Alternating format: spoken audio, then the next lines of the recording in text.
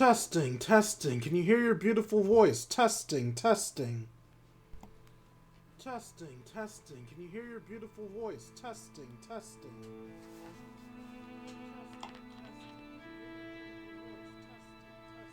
What the hell?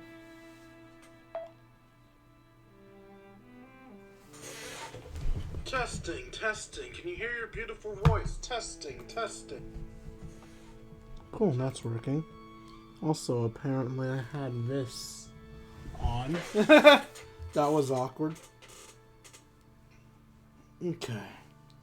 Sorry for starting this so late, y'all. I was not feeling so hot. I tend to nap before these streams to ensure that I'm full of energy, or at least as full of energy as my lazy ass can be. And, today I was not feeling it. I had to fucking struggle to get up to stream today. But I made myself get up, because I treat this like a job, because I want this to be a job. And I care about getting content out to you all. Anyway. What's up, Twitch? It's your Lord and Savior, King D353 Narps of Let's Play Voice of Cards, The Beasts of Burden. In the last episode, we finally made it to the secret land I forgot the name of. New Terra? Apparently it's New Terra. We finally made it to New Terra.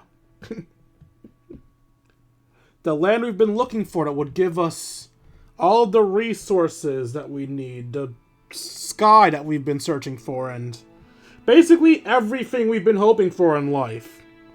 In theory. We'll only find out how true that is once I actually start Chapter 6, so let's pop up here. And let's see if New Terra is all it's cracked up to be.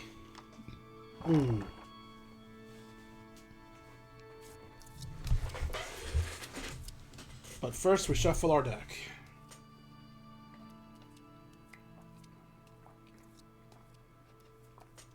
Reminder for anyone who doesn't already know that in Voice of Cards, everything is a card, so these cards we're messing with right now, the entire world. Every character, every piece of scenery, every item, every piece of equipment, all cards. Being 3D is overrated.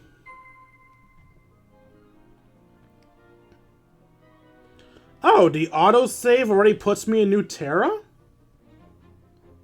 Well, that's mildly annoying. I tend to use the autosave to recap the last chapter. But if the autosave puts me in New Terra, I guess I can't recap. I can't replay the recap to this chapter. So in the last chapter, we had to climb up the end wall to reach New Terra here. We had to, learn of an entire group of people that died to some little fairies. And we had to avenge the last person we met, an old lady, after the fairies killed her. Upon avenging her and killing the fairies, we finally managed to make it all the way up the mountain to New Terra. And now we can explore it. Yeah, it's not as cool as the, musical rendition with the pictures of the last chapter stuff, but, like, hey, you gotta work with what you got, right? I'm sorry, man. Normally, when I clicked the autosave, it brought me up to the last chapter. I don't know why I didn't this time. You spot a mound of snow too neatly defined to be natural. Is there something beneath it? Sure. You brush off the snow to reveal something frozen solid. You decide to pull it from the snow before your hands turn to ice, too.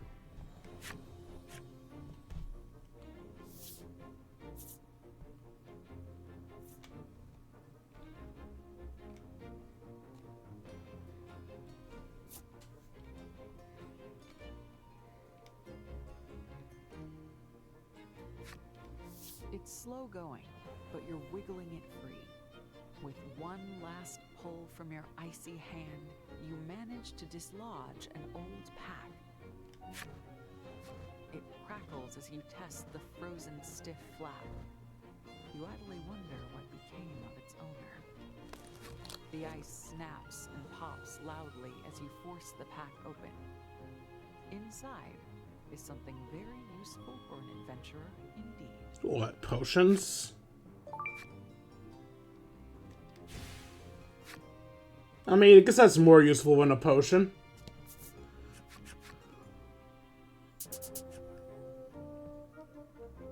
It's freezing out. The group shrieks the words in unison. The cold is even more biting here than on the end wall. In no way could people live in temperatures like this. You decide to confer with the others on your next course of action. Whose opinion will you ask? Well, best girl Trollis, of course. You ask Trollis's opinion on what to do next. She munches on a piece of fruit. You're not entirely sure where she found it. Thank you for the input, Trollis. I still love you. In fact, she has a whole armful. She hands you one and motions for you to have a bite. That's delicious. The place is bitterly cold, but it is replete with trees and greenery and delicious fruit like this. It seems that Nuterra is as incredible as the rumors said. Oh, I guess her opinion was, shut up, eat good fruits. What do you think, nerd? You ask Polka's opinion on what to do next. He replies, while we were flying, I saw what looked like a village. Oh, by the way, when we found Nuterra, the first thing we did wasn't just randomly land here. We had to choose a place to land because apparently we could fuck up and land horribly. We could land to Sharp Mountain Peak, not Sharp Mountain Peaks. We could land to the forest, onto a monster, or onto safe ground. Why am I telling you this? Because I couldn't properly tell you the recap before, and as a result, I thought this was somewhat important information to give you. In hindsight, it probably wasn't.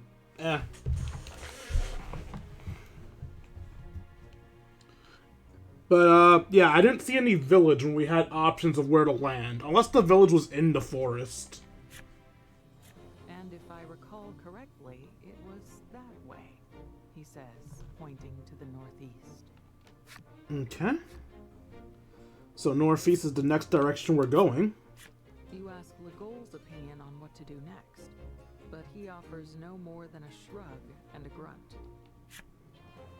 The group decides to go with Polka's idea for now, and sets off in the direction of what he thought was a village. It amazes me that somehow Trollis was more helpful than Legault. Head northeast through the Nuterra towards the village. You found the Nuterra map.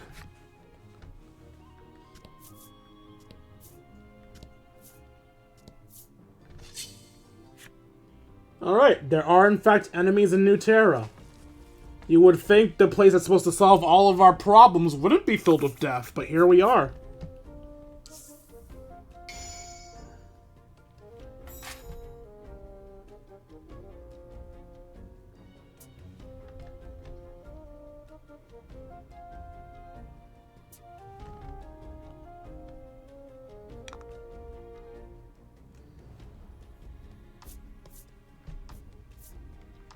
I've established this before. I do not... It has to be a 12. And they're 2d6, aren't they? I don't like that this game makes it absurdly hard for you to run away. I'm sorry, guys. I don't want to beat your ass, but I know how this works. I know the game is quite literally not gonna let me leave without beating the fuck out of you.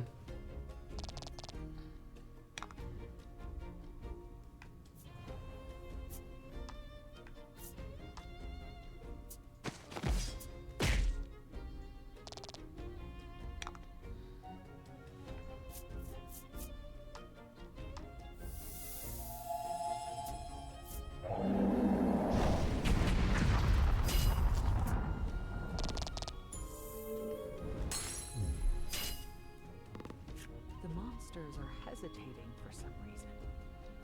Take this chance to bring them down. I don't like this at all. Our party is full of shit people.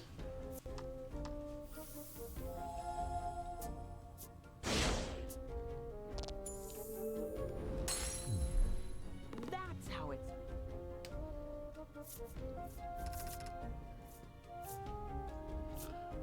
We're gonna end this story to bad guys. I guarantee you, we're gonna end this story to bad guys.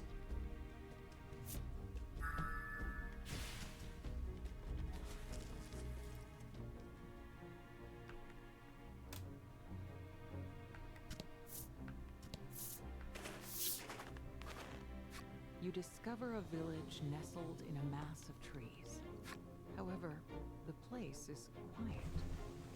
Enough to be off-putting. For caution's sake, you'd best keep your guard up if you're going to enter.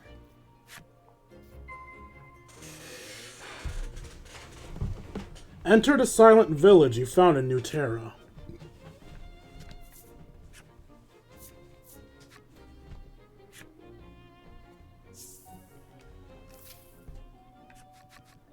The group enters the village. You can see traces indicating the place must have been inhabited, but no sign of any people. Still as death, a ghastly atmosphere hanging in the air. Legol seems to be frightened of something. Might he fear places like this?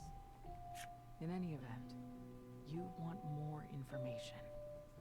You decide to investigate the village. Investigate the silent village. The walls are riddled with claw marks and bloodstains. Was this place attacked by monsters? Recalling the subterranean village, you cover your mouth and drop your head. Feel sick? Trollus asks, worried about you. With your eyes cast downward, you spot what appears to be a scrap of paper with a drawing on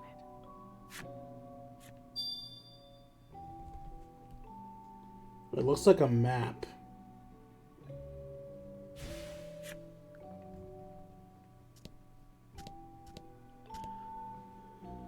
It's interesting how they're immediately trying to paint the picture that monsters ravaged this place.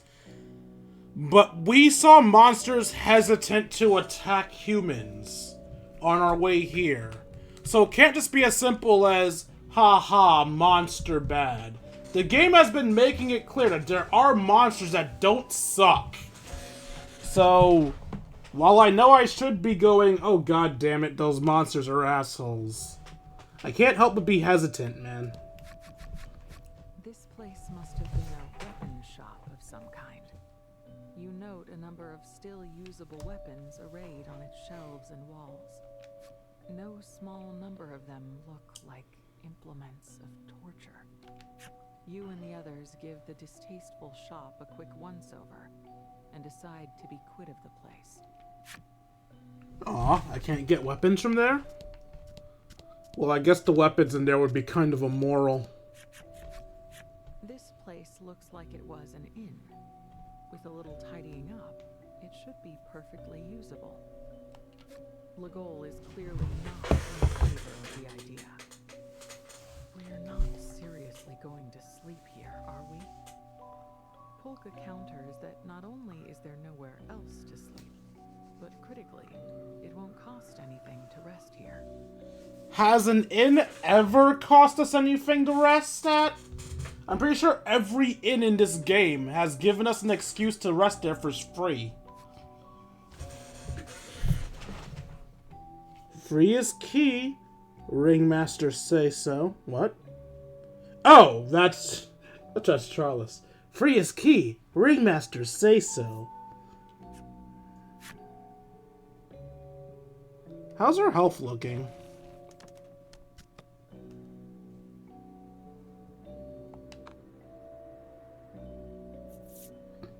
You know what? I might regret There is this. a ruin that looks to have originally originally been an inn.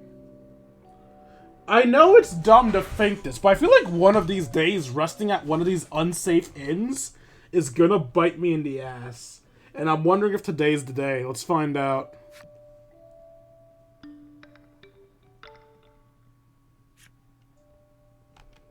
After getting a bare minimum of rest, you leave the inn.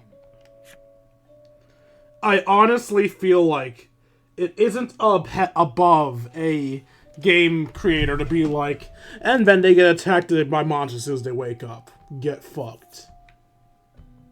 Actually, there is a game that kind of does that. Lisa the Painful, or was it the Joyful? It was Painful, because Joyful is the sequel, I believe. In Lisa the Painful, you can actually get attacked or robbed whenever you're at a rest stop. So, kind of similar to how I feel like every time I'm in these advantage places, oh, I wonder if I'm gonna get fucked over resting here. In Lisa the Painful, you can actively get fucked over by resting. It's unironically a risky decision to make, whether you want to heal up or just keep going with what you got. I believe the things that can happen to you are you can be robbed of your items, you could have a party member kidnapped, you could usually save them at a later date. I think a battle can trigger, and yeah, that's it. Those are the things that can happen to you. Within the small building, you find some things that look like laboratory equipment, along with a sturdy-looking cage. Laboratory equipment in a completely dead town with claw marks everywhere. Nope, this can't be bad at all. Legol says, "Let's hurry and get out of here." The fright in his voice is plain. You suppose he really doesn't like unsettling places like this. Alright, I'm convinced that Legol came from Nuterra. Legol is acting way too personally invested in this place, not to originally be from here. You feel a bit of guilt at the thought, but can't help but find it a little cute to see Legol acting so unlike his usual stoic self. Well, that's not fucked and borderline toxic at all. As Legol hurries everyone along, Polka inspects the equipment. He manages to locate a scrap of paper with some kind of drawing on it. Part 2 of the map.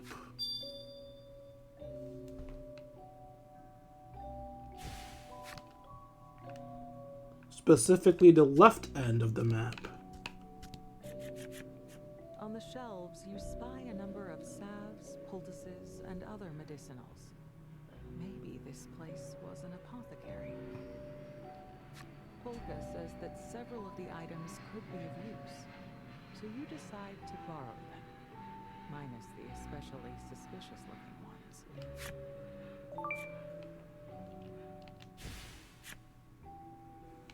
I love how we're basically just finding the ruins of the shops we'd normally go to.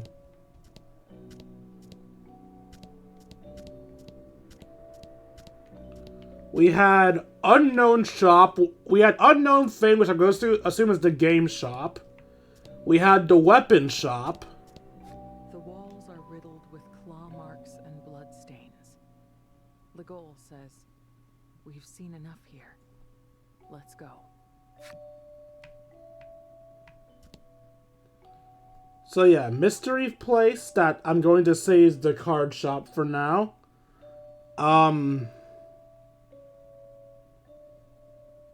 Weapon shop. Inn. Well, technically a laboratory isn't one of the shops, but I'm going to assume that this laboratory is, a beast shop. A card shop. Item shop. And then finally whatever is up here. Upon the walls of the sturdy building, there is a single word written in crude lettering. Help. Sorry, I'm a little too late to help you. Gazing at the writing, all the color drains from Legol's face, and he looks ready to make a run for it. You reach out a hand to comfort him, but as you do, you spot a scrap of paper at his feet with what looks like a drawing on it. Now we have all the drawing pieces. Having given the village a once-over, you decide to return to the inn ruin for the time being and review what you've learned.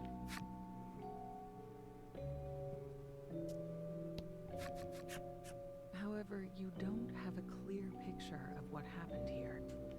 Absent any other ideas, you take the scraps of paper you found during your search and lay them out on top of a desk.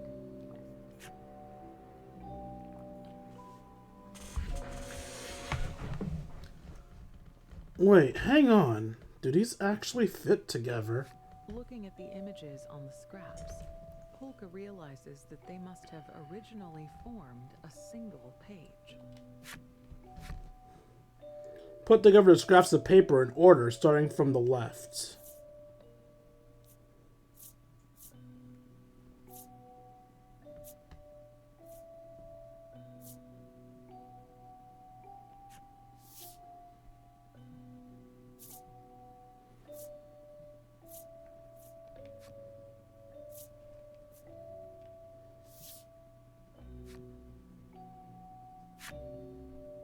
With the scraps assembled properly, they form what appears to be a map.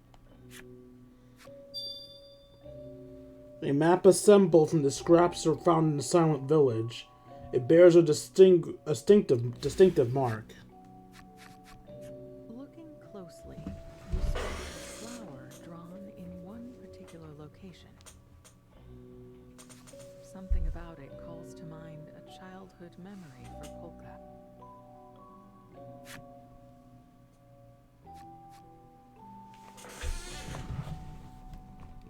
You did such a good job, Polka. You're going to be just like Mommy and Daddy someday. Polka stands dazed and unmoving. You ask if anything is wrong, but he replies, "No, nothing at all."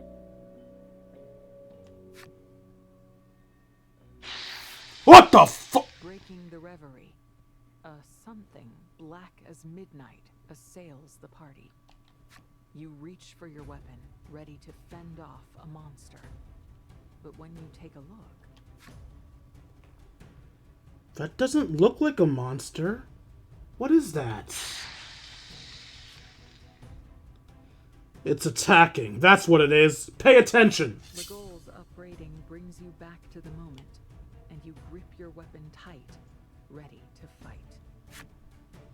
So what? Did people turn into monsters? Are we about to learn that the monsters were originally people?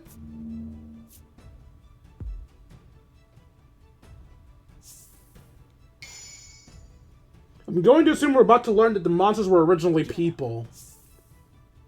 Which is why some are hesitant to attack. Because some of them don't want to be monsters, I'm guessing.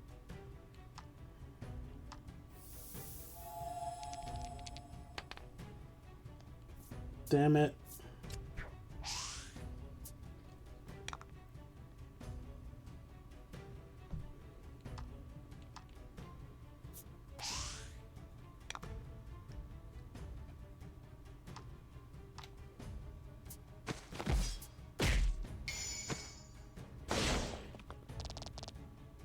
Sometimes you get lucky.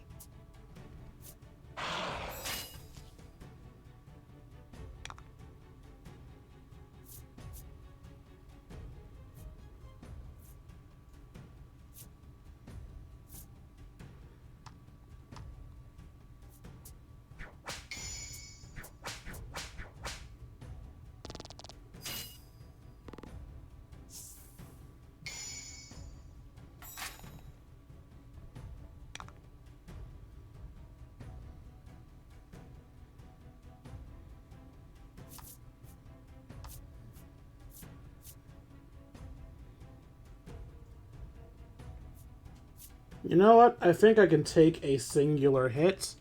So let's get more gems.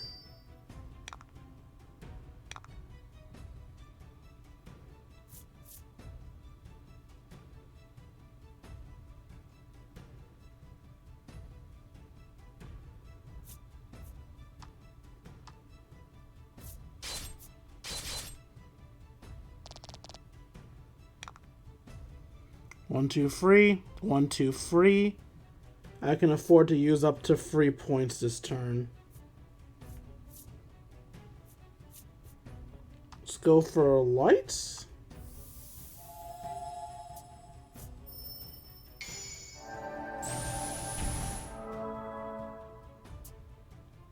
Beautiful. Archigl 29, Rusky 32. The monster-like thing's attacks are ferocious, like darkness coming to life. It steadily wears you down. It literally hasn't touched me yet. This thing's weird. Trollis seems to be feeling the same unease you are in regards to the creature.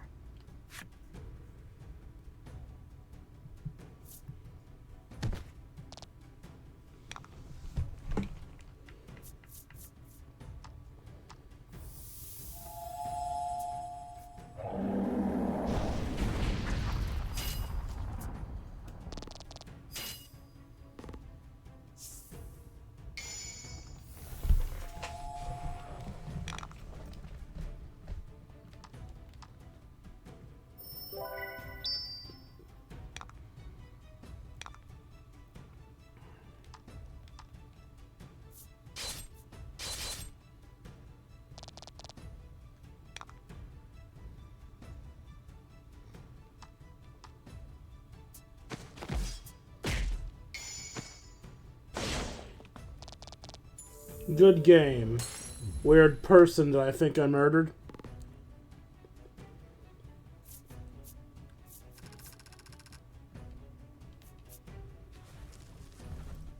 The fuck? Oh, that was the... To defeat the creature and hold a card aloft to seal it. So if anyone's wondering why I said what the fuck? I looked to my stream to the side there, and I looked right as the fire primal was doing his attack. So all I saw with my bad vision was blood red on the screen for a moment. I was very concerned before I realized, oh, that was the fire primal's attack. Anyway, the card's gonna fail because it's a human. It doesn't seem to work, though. It's a human, that's why. Maybe this really isn't a monster after all.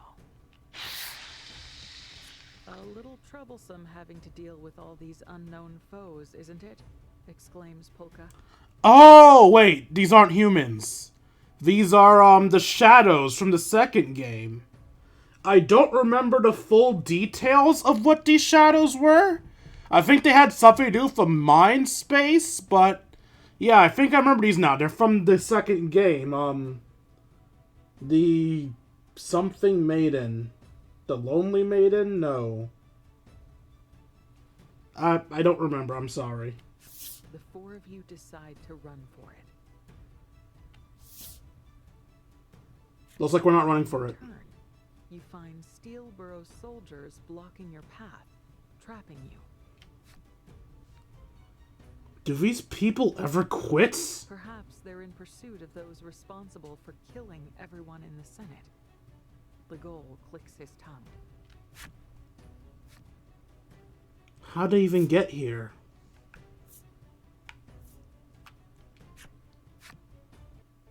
Hopes of escaping the pursuers, you have no choice but to charge headlong into the black creatures. However, the Steelborough soldiers ignore you and start to fight with the creatures. That is exactly why I was prepared to fight the creatures. Because I figured the soldiers were here to fight them and not us. Or at the very least, we could deem the creatures a bigger threat. The thought of just running for it crosses your mind. But the soldiers are still people. You can't just leave them to die.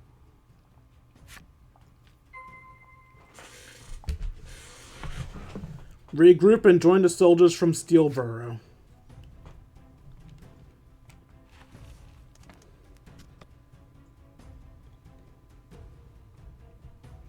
Legal's missing 13 HP and that's it. So we'll just use a 20 on him.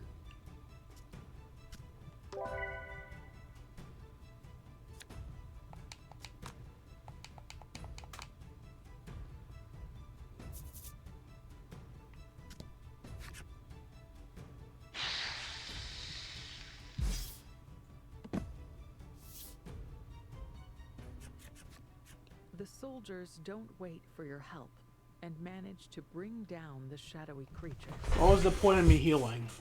Polka shouts his appreciation to the soldiers. Thank you so much. They turn to look at you and Polka, and with a nod, Smack you in the face. they attack you this time. Oh, I saw that coming. It's like, alright, our common enemy's dead. You're next.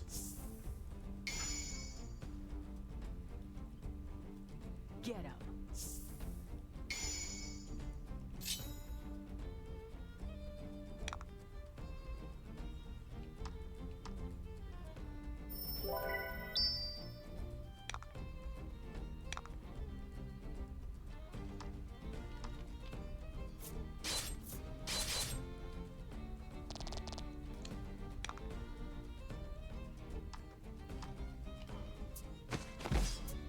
Thank you. You're welcome. Now perish.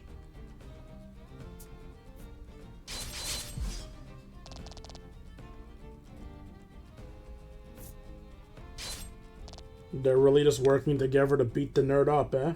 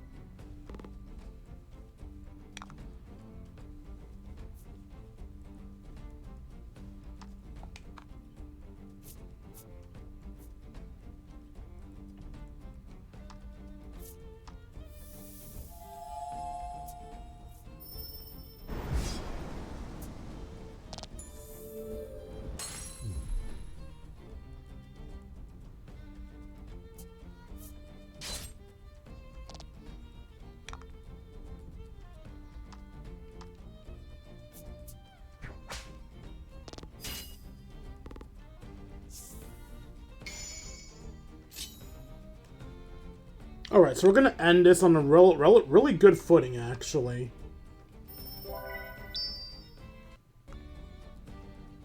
Because Legal will be able to finish him off before he can attack any of us.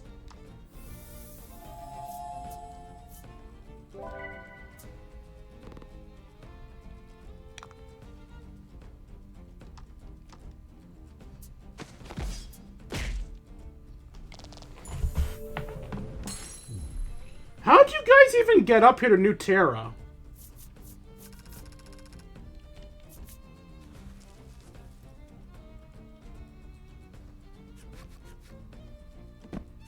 You manage to defeat the Steelborough soldiers.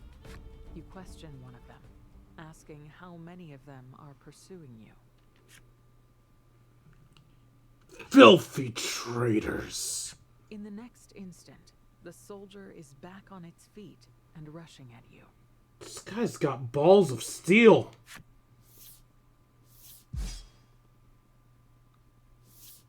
Legol turns to you.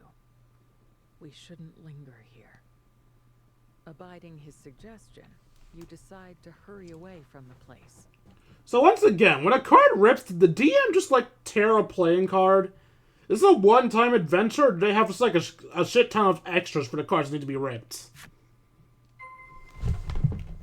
Leave the Silent Village. I mean, it's not like it's just in-game that they're getting ripped. We actively see the card getting ripped. So that's like the physical card being used for the game board being ripped in half.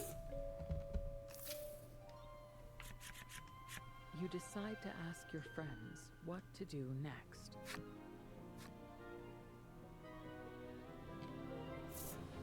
Alright, baby girl, what are you thinking?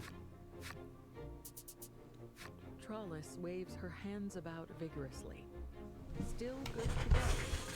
And with that, she indicates that she'll follow you.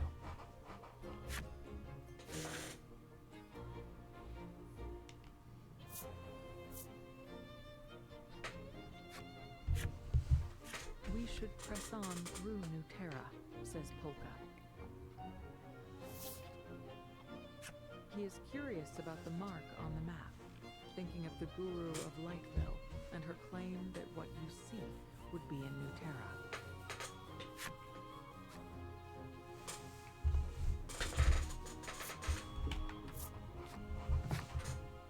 New Terra's dangerous, Legol says. Now that we know, we should just go back. You can't deny the truth of what he's saying, given what just transpired in the village. Nonetheless, you tell the others, I want to keep exploring New Terra. You're curious about Polka's reaction to the mark on the map. Fine, but I'm going back after we check that spot out, Legol says, with no attempt to mask the displeasure in his voice. Honestly, that's fair. Thank you for at least accompanying us there, Legol. Polka looks carefully at the map and determines that the mark indicates a location north of where you are, between snow-capped mountains. Head around the snowy mountains and head for the marked location north of Silent Village.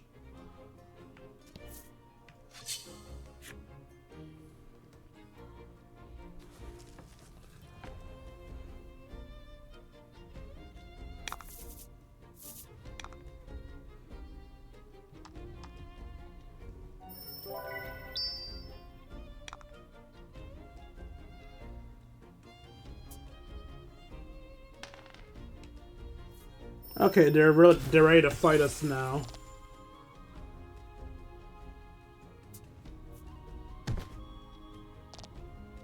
Oof, that was some good damage. 1, 2, 3, 4, 5. So if I heal, it'll drop me to 3. I'll just attack.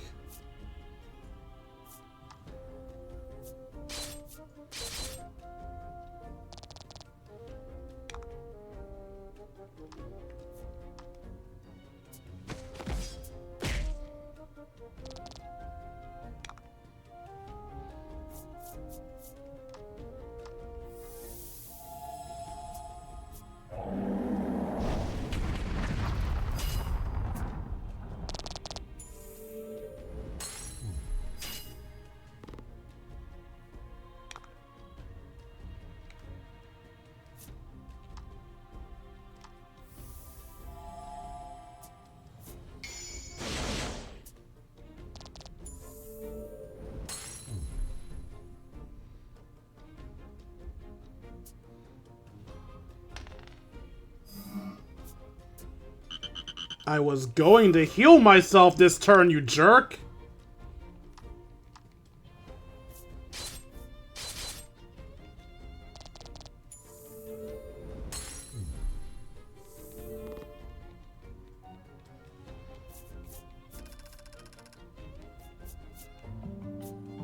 Oh. Well, I guess I healed anyway. Generate 1 gem at the start of battle.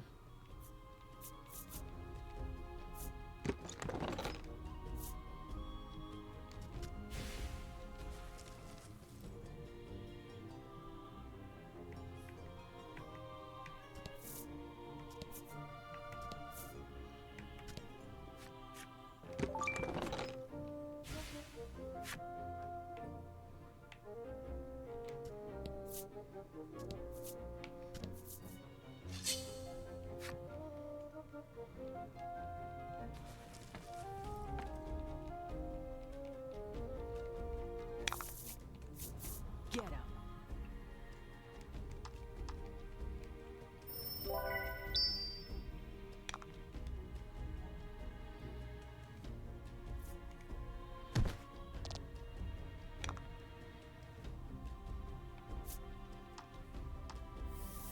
Okay, I can afford to heal myself now.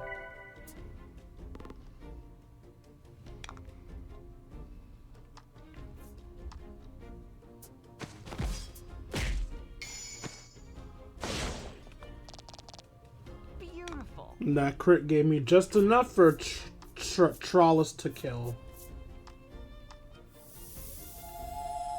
It does feel weird that we never got to get the Ice Primal, but I get why we never got it.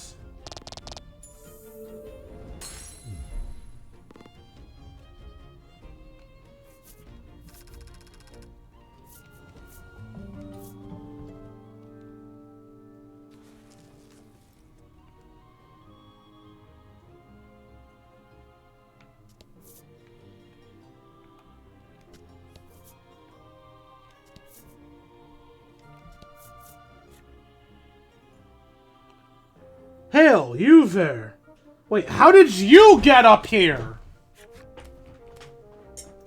You turn to find the source of the voice, and who should you find but the wandering merchant waving animatedly at you? How did he get here, though? Did he climb the end wall? That's a good question, but I want answers to. You're floored by his hustle, but pull yourself together enough to offer a tiny wave in reply.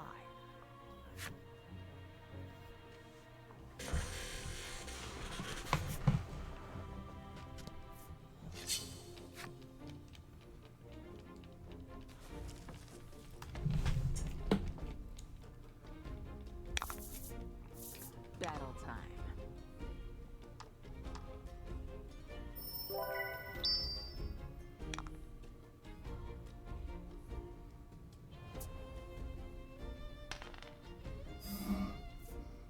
Oh god, a crit. I don't think crits matter, but still interesting that we got crit. Yeah, I'm just gonna beat your ass.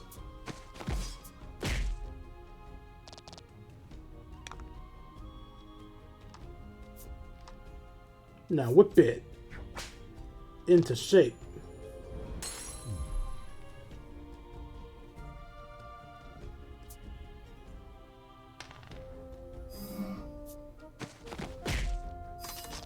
That didn't do much damage, so I guess it doesn't matter all that much.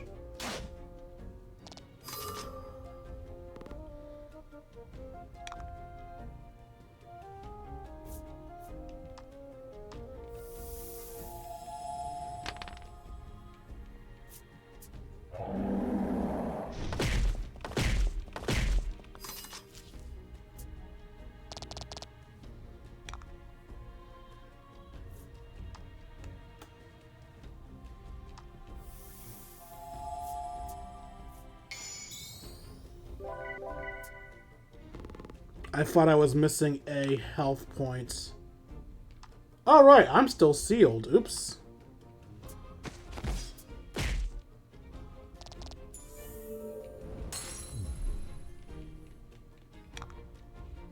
It's fine, all was right with the world. Oh, okay, I see now.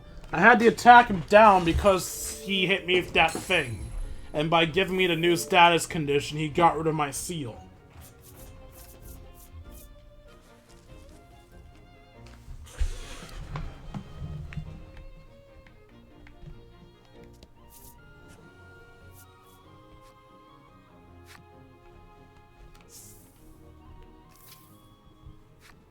The merchant's eyes are starry and bright. This is his first glimpse of New Terra.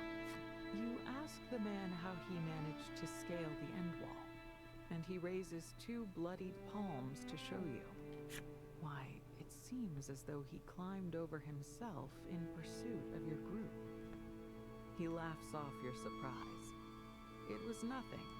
Not when there's business to be doing. Dude, I respect your hustle, but you scare me. You recoil a bit, but are nonetheless glad to have the chance to do some shopping. Is it still the poison one? Yeah, you don't give new missions. Stop doing that, please. Can I skip this? No.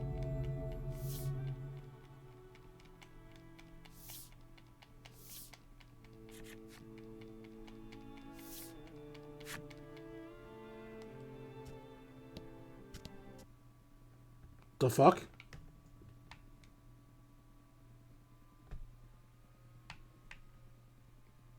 What? What? that happened. I hate when that happens.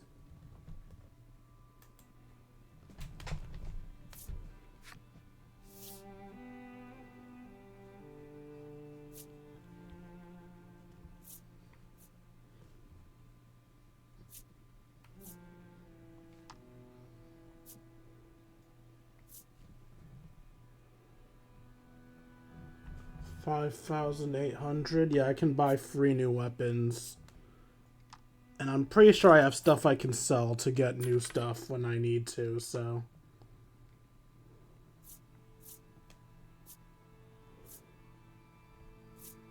Oh, no new sword for you?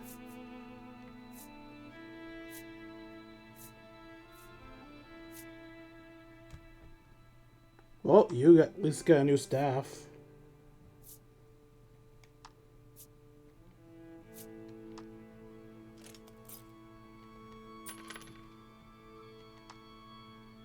Your staff is expensive, though, because it gives some good stat buffs.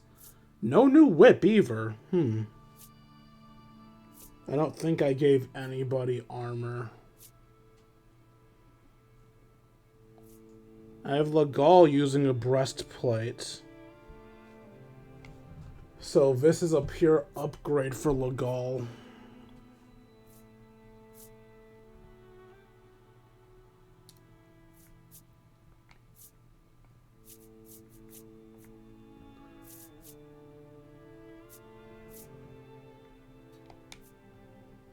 Okay.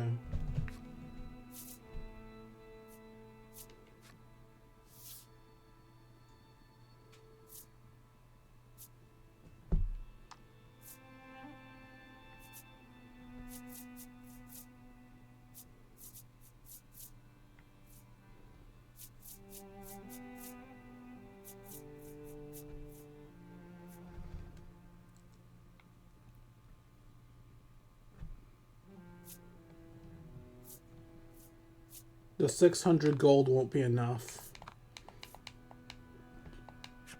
So I'll leave those for now in case we find that one event.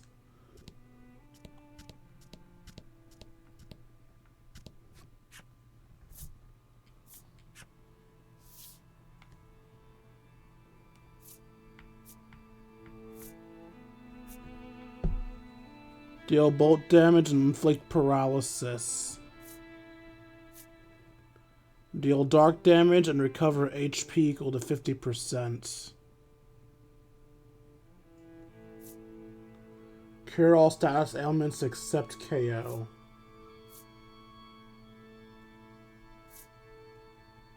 Damage and attack down. Wind attack. Seal. You know what? It's fine. I'll find them out in the wild.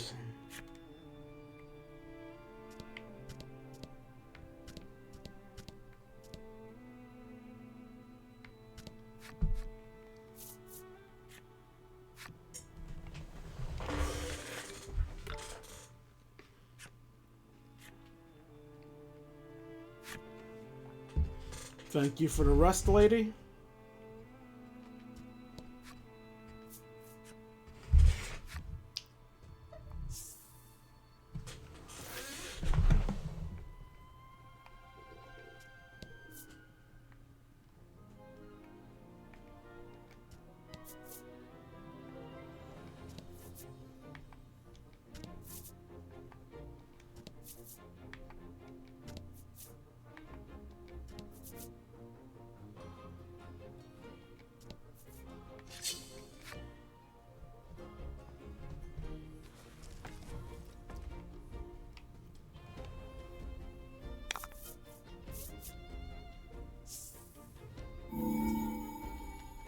Okay.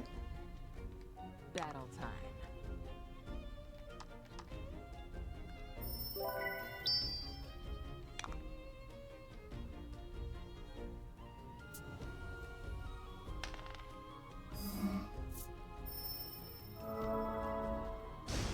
They always roll so well.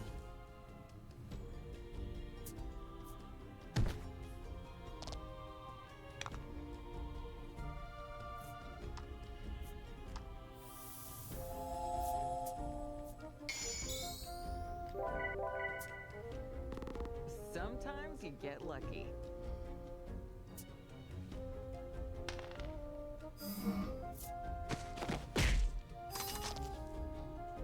You've actually just made the situation worse for yourself. Oh, his turn was skipped. I thought he would still get a turn, but just not be able to do much with it. But no, it just got skipped outright. Fair enough.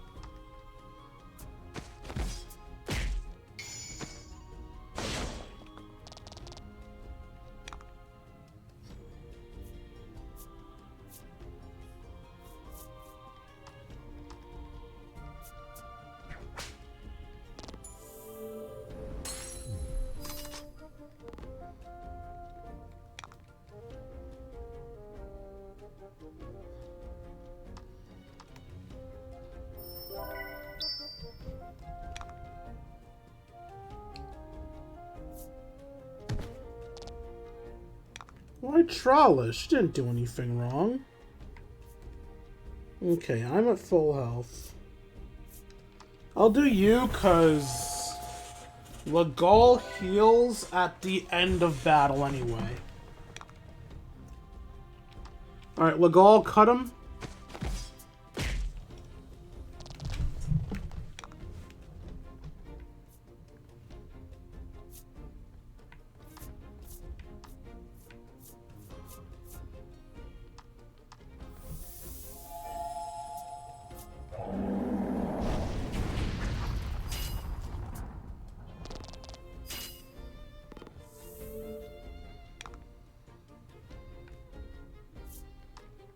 Good game.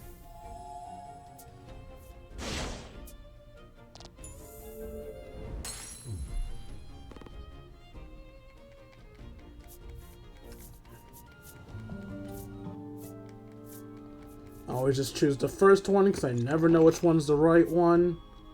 Apparently, literally anything else was the right one.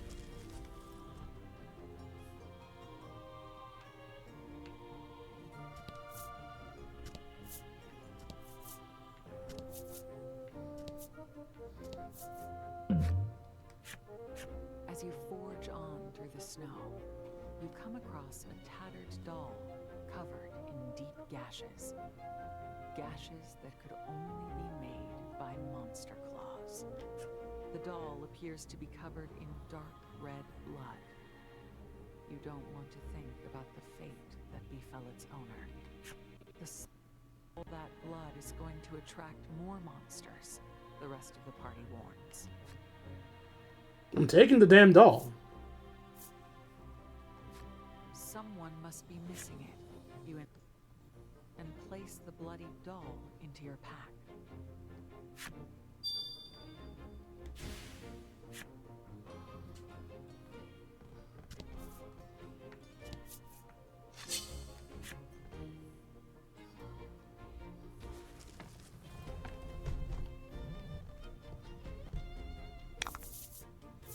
Battle time.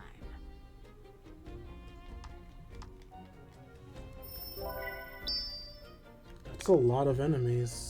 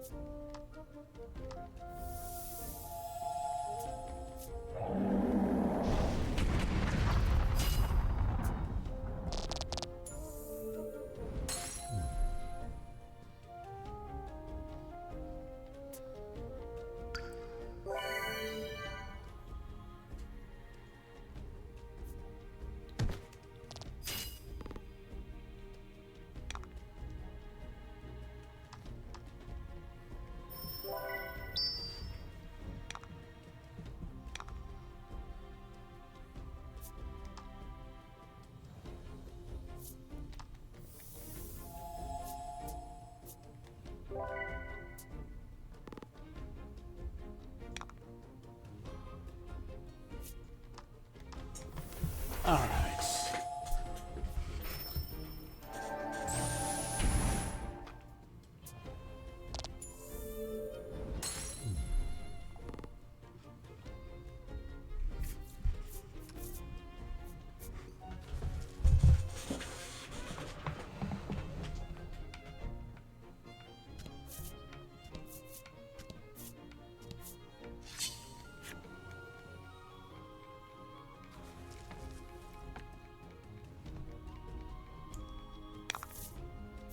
Get up.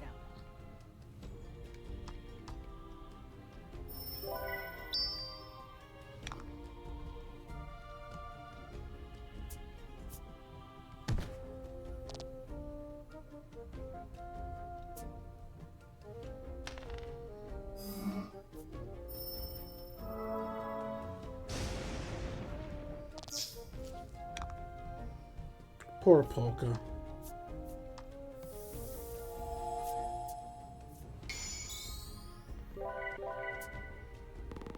Oh!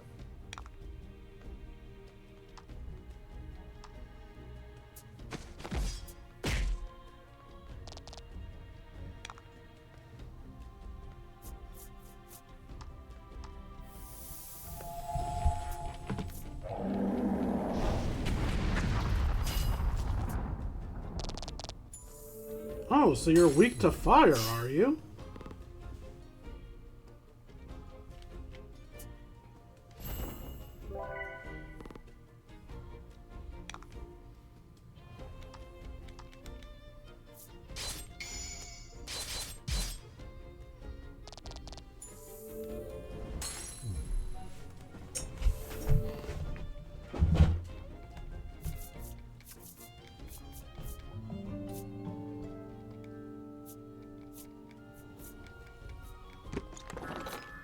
Hey, I got it. And I got the better one, too.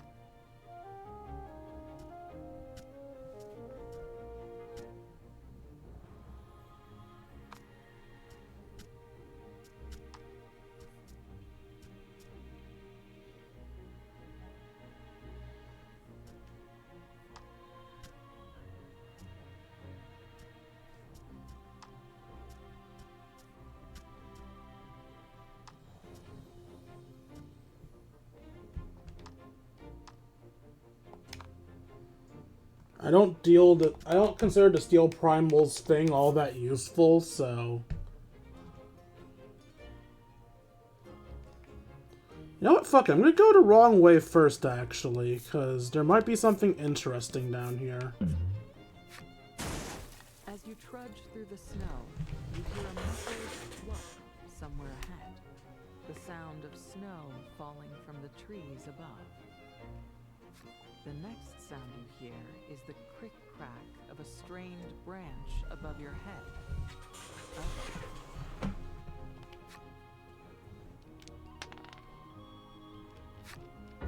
You all sense the danger and back away from the tree. Just when you think you're safe, you feel the ground beneath you give a little. Distressed and a little worse for wear, you scramble out of the hole and brush the snow off one another. You backed yourselves onto a hole covered by the falling snow. The snow gives way and you find yourselves at the bottom, covered in snow anyhow. Oh, it's just 5 damage. It's not that bad.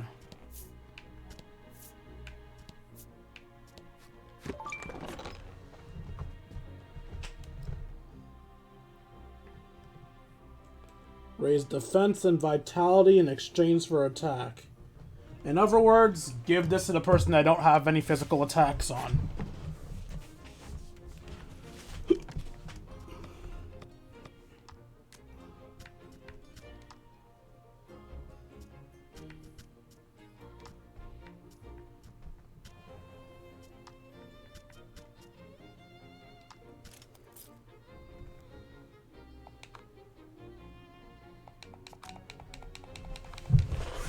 I literally have no moves on him that use attack.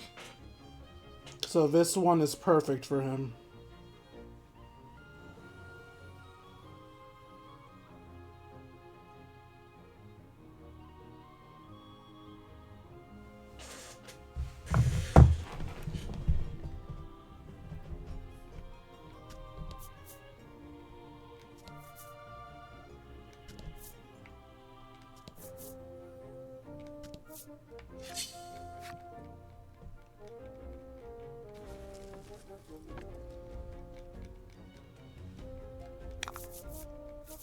Get him.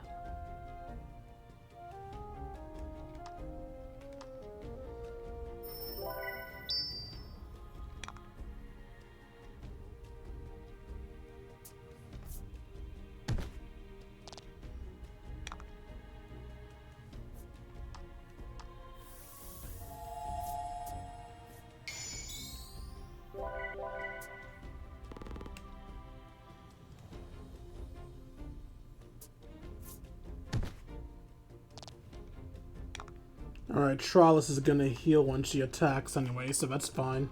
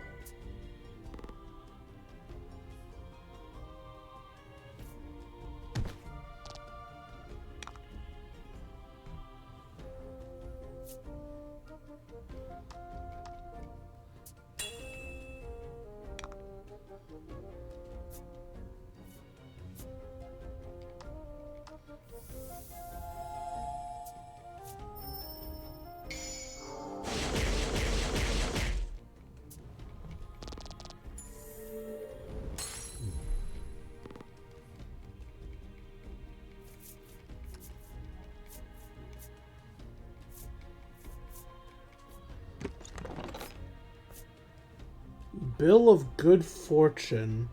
70% chance of discovering a treasure chest upon victory. So it's just a weaker version of the gold one. Why would I care about that?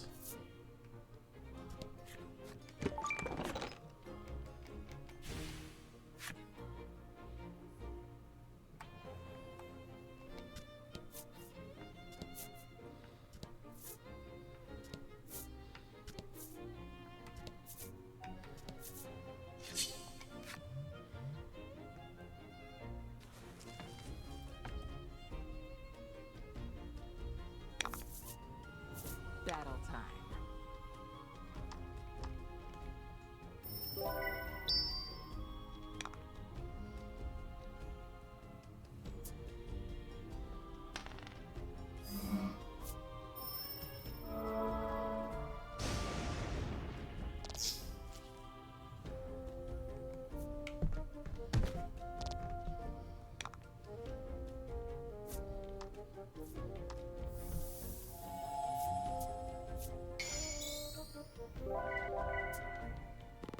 If only the crits would get rid of status ailments.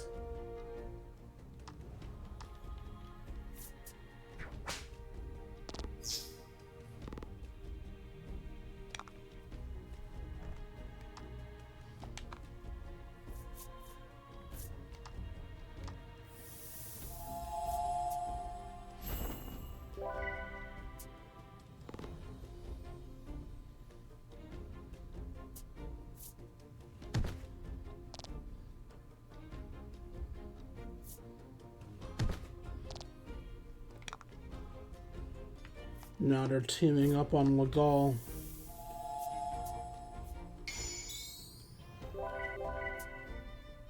Beautiful.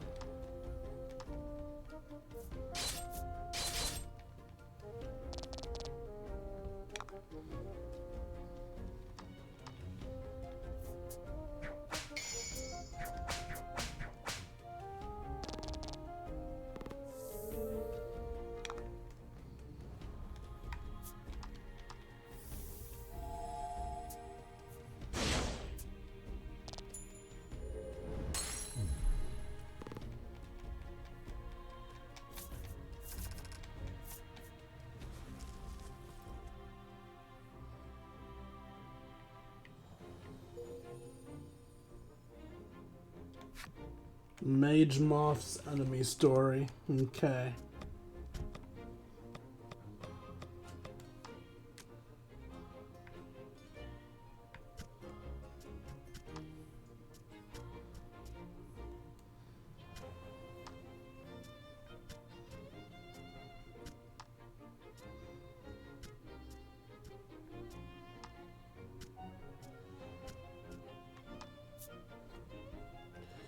A temptress called the Queen of Ashling lives deep in the forest. The powdery scales she spreads about enthrall humans whom she takes to her nest. Troubled is the queen. The scales her wings shed never cease to captivate humans. Today, too, she must gather food for more hungry mouths to feed. Oh, so she doesn't do anything bad to the humans. She just... Okay, you see, not all the monsters are horrible. Yeah, she captivates the humans, but like she takes care of them. She's a nice monster. Blood smell.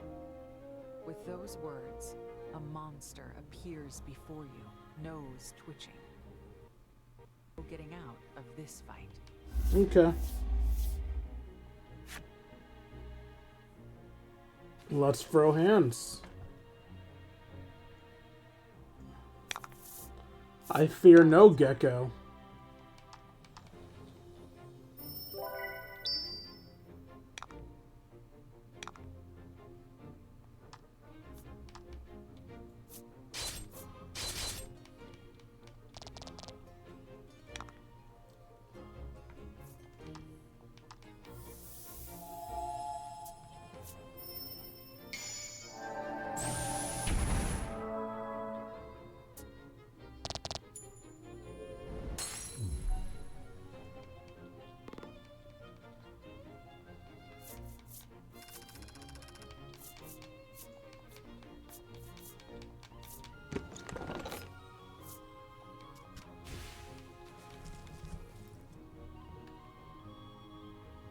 There's no doubt about it.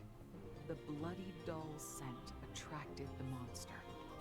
You'd better find its owner before it draws any more bloodthirsty beasts to you, even if it means leaving the doll by a corpse. The party silently watches as you place the doll back into your pack. Everyone knows what must be done.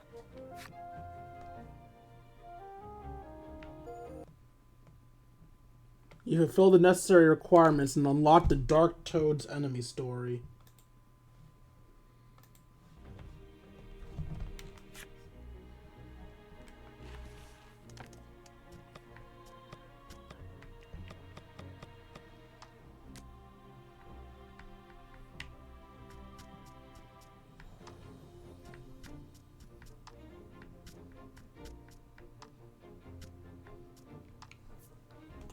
Shadow black bodies, blood moons for eyes. Joyous are their reveries, fangs seek a sanguine prize. Slim fangs exsanguinate what? Amidst a piercing scream. Head lolls, pulsa bites, consciousness a fading stream.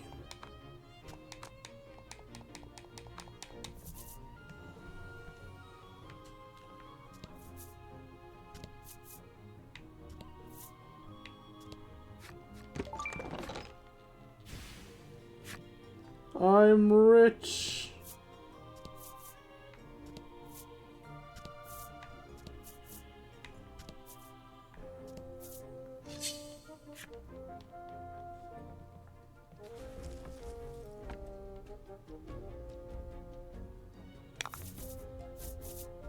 time.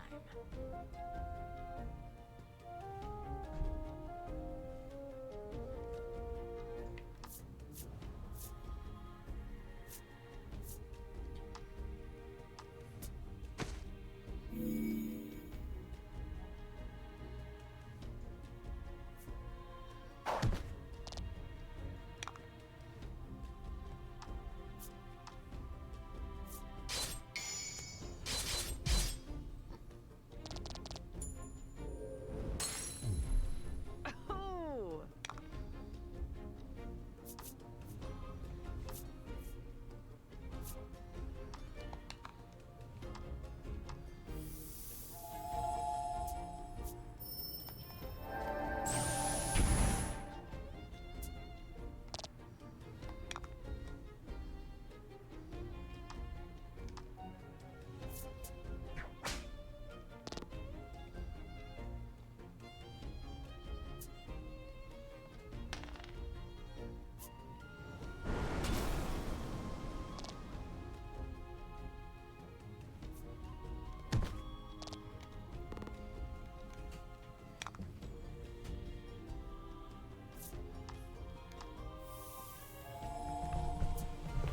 Numb.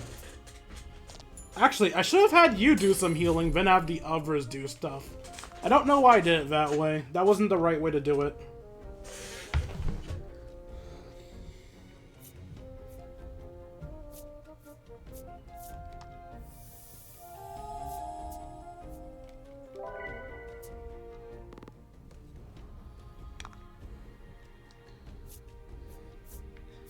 Yeah, you don't have any absorbing on you. Whatever.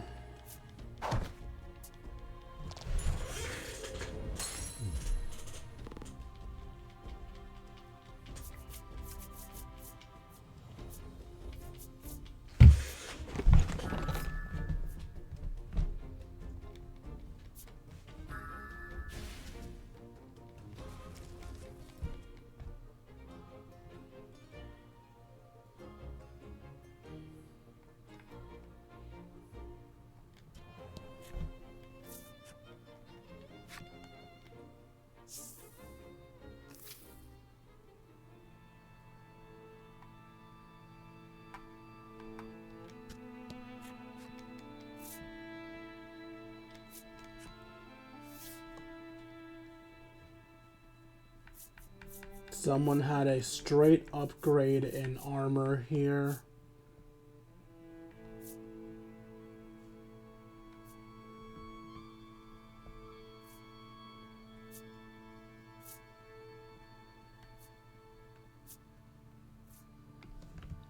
I thought someone had a straight upgrade in armor. Am I dumb?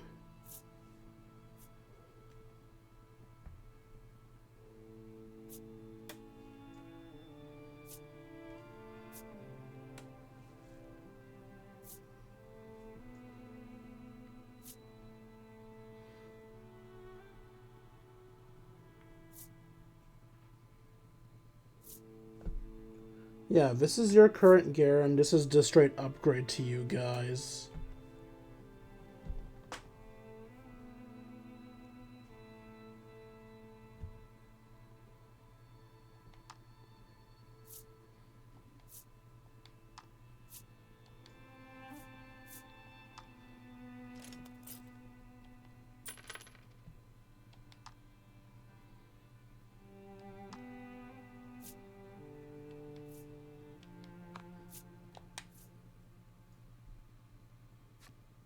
I'm really 100 short, eh?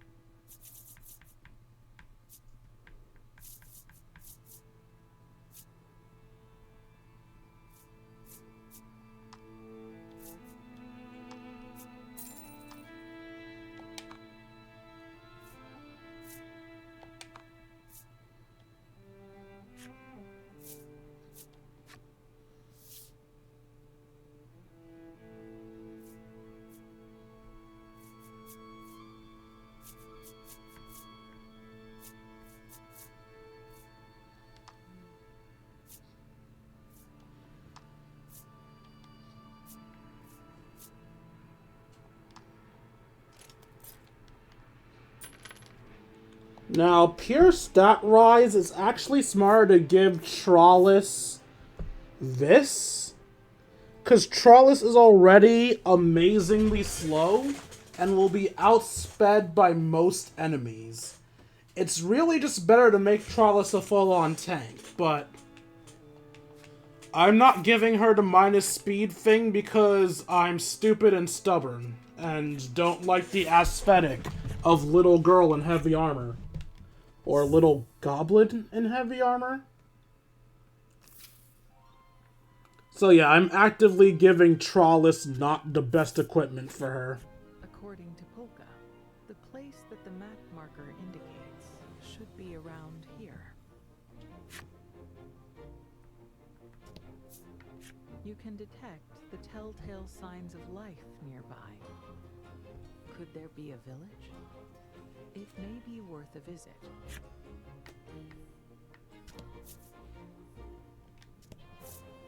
You notice telltale signs of monsters, too.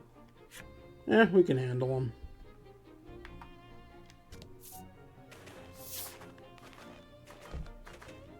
To your surprise, you realize that there is a settlement of monsters just ahead.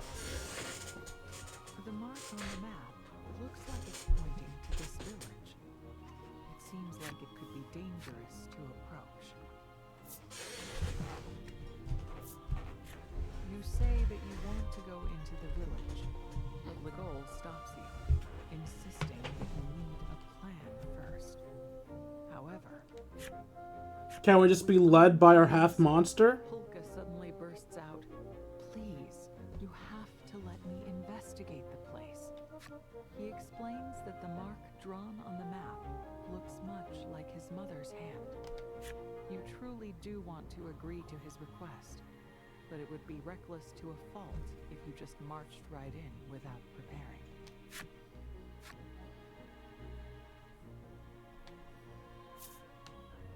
I was gonna say Trollis.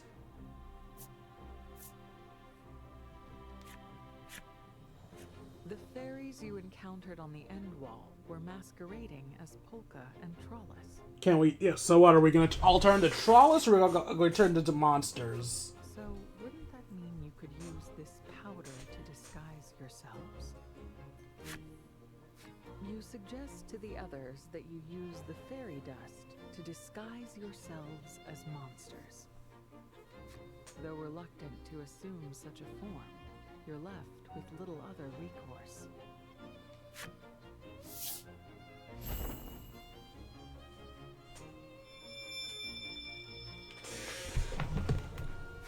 You and the others use the fairy dust and transform into monsters.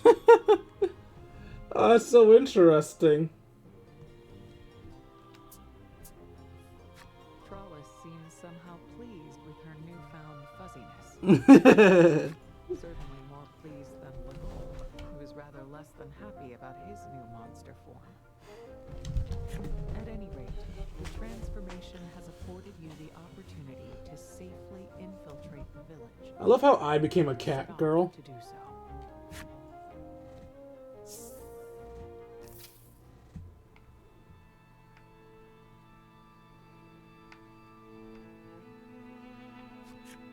It looks like no humans live in this village.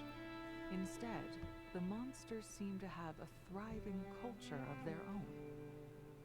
His outfit's so interesting. He's holding a box for some reason. You can't hide your surprise that they live just like humans, and your mouth drops open. Polka whispers into your ear, "Let's hurry and look around this place before they find out what we really are." Investigate the monster town carefully. Yeah, fuck that. The monster offers you a ball and says, "I'm much too noble. Couldn't possibly play with something like this. Throw me something more valuable," the monster says, tail wagging back and forth out of a desire to play.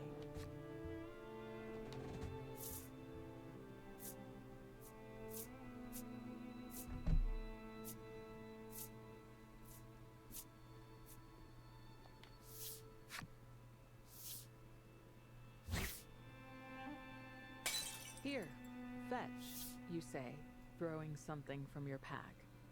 The monster zips after it, tongue lolling with delight.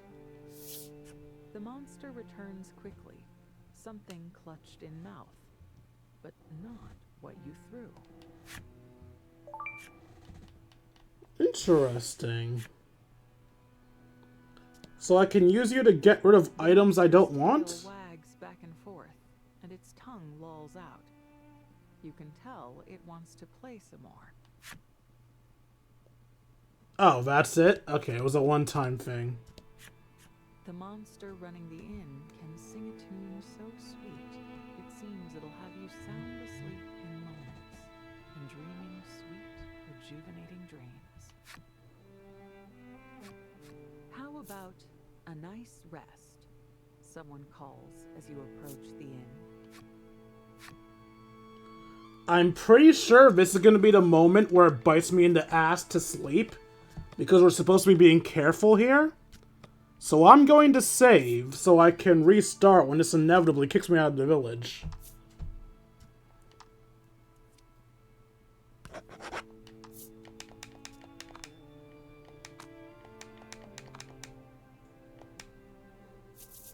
Alright, let's see if they see who we are when we're asleep.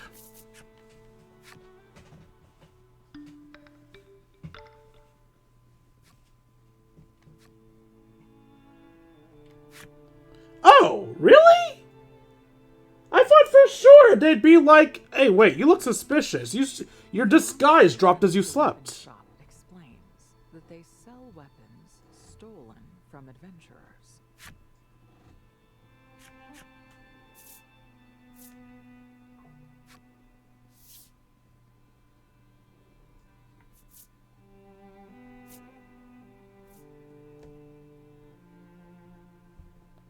We found your upgrade, but I don't have any money left. And we found Trollis's upgrade.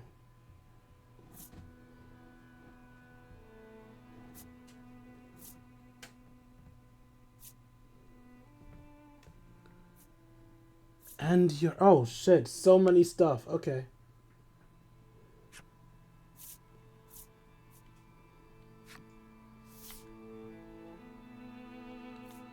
I don't think I can make for... Well, I could if I sell my equipment. But I always like to have one of each item in my inventory. It's like a kind of type of completionist type thing. I have 2 breastplates, so I can sell one and still do my completionist thing. I can sell one of you, too.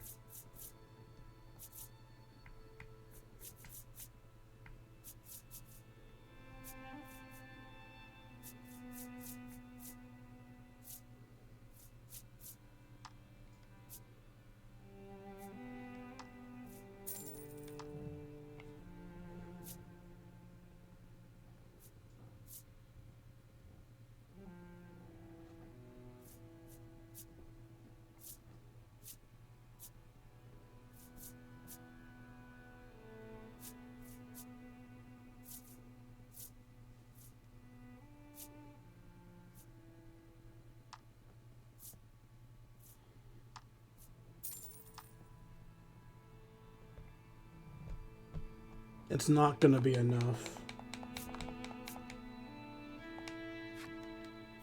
I'll just have to hope I can come back here later.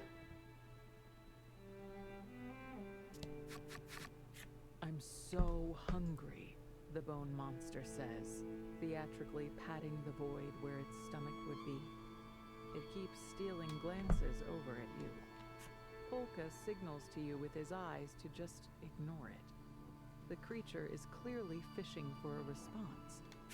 Trollis, however, takes the bait. But no stomach? Great. That's right, chatters the monster with delight, its joints cricking and cracking. That's why I'm so hungry. It always goes right through me.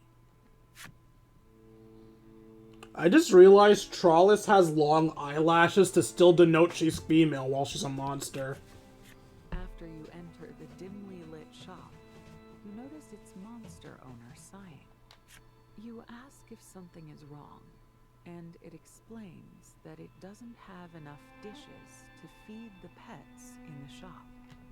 After taking a good look at you, the owner asks, would you be willing to get a plate from the nearby village? You don't especially want to help a monster.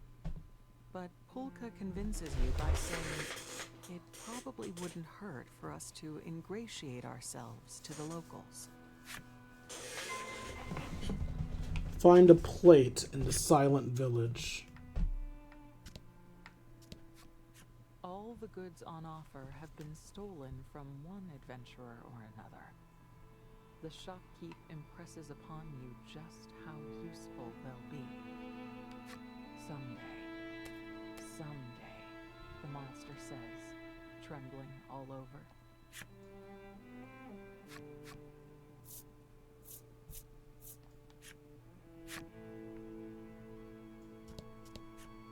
The monster cackles ominously. I may have shed my earthly shell, but I haven't lost my love of games. This is the game parlor. A monster calls out, want to play cards? I don't remember if you get anything for these, but I want to see if I can get any type of reward to help me earn money here. Skill effects. Skill effects are triggered when sets of matching numerals are formed. Effects that benefit you and hinder your opponents. Set the rules for this game. 1 through 8 with skill effects.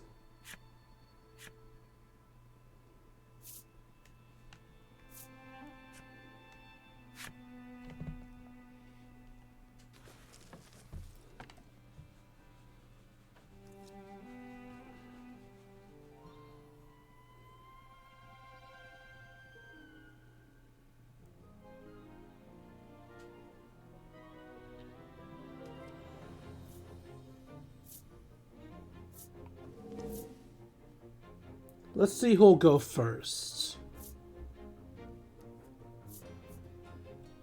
Ghost will go first.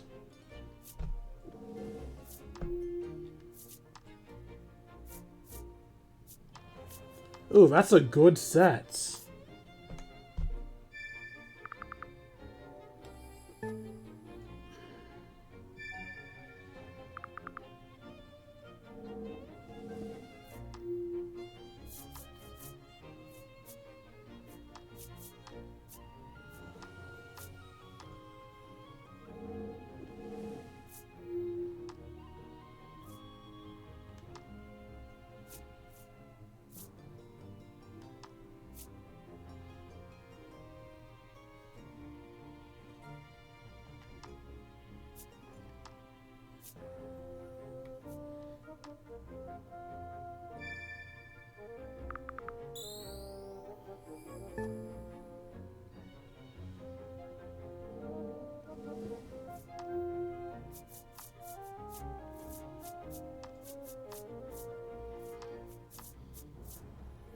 Why would you put that there, you fool?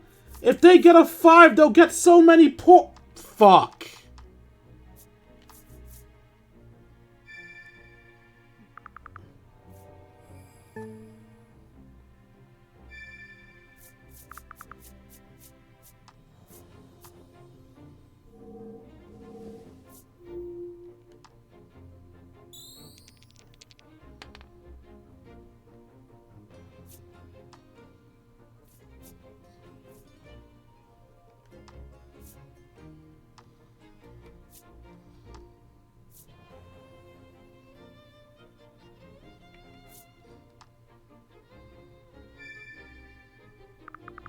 I need a 6. Damn it. I needed that to be a 6.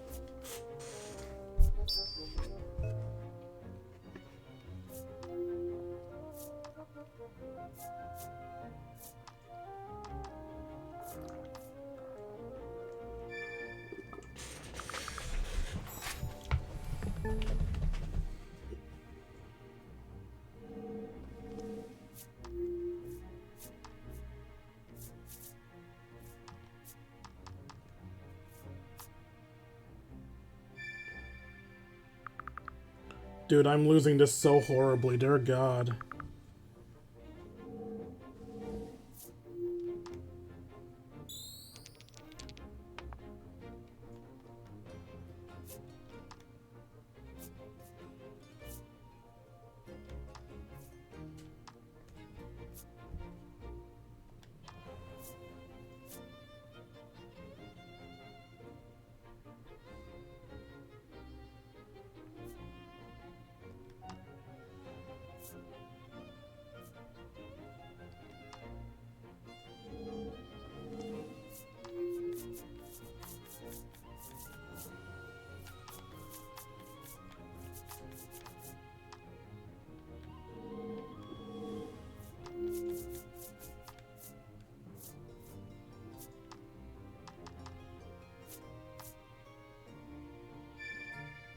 Oh no. I wanted to avoid them getting a 6, but there's a very high chance it's getting a 6 now. Actually, yeah, no, I really need you to not get a 6. Please don't get a 6.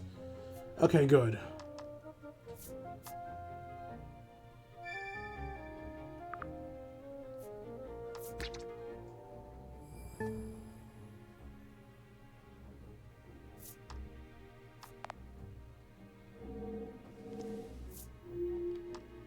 I need a 6 very badly. Wow, I haven't gotten a 4 once. Are you kidding me? Yes.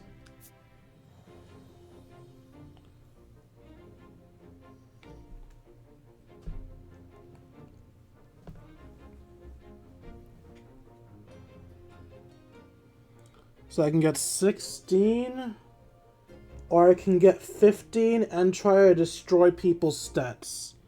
I have to destroy sets if I want to get back in this, so I'm going to go for that.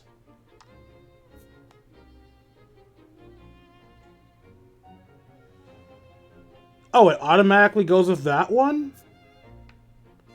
I mean, I wanted to do another effect, but I guess I don't get to choose.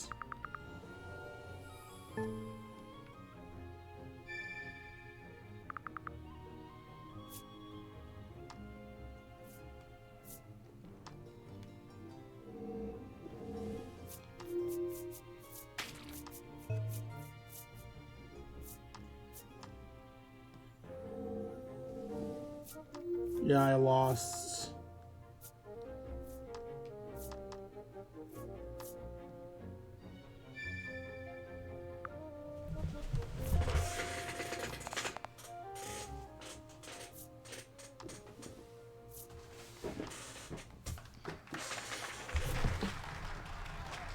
Wait, how the hell? How? What? Okay, I guess I won. Cool. A good, clean win, the monster says. Along with its praise, it offers you a memento of your first victory with these rules. Storybook Starry Sky pattern.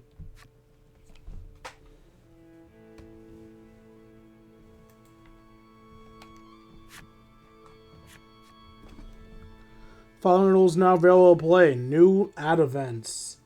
cards when to down, skill cards, and event cards. You can now select the player cards of the main characters in the monster form when playing in multiplayer in the game parlor via the title screen. Cool. Alright, let's go get the plate.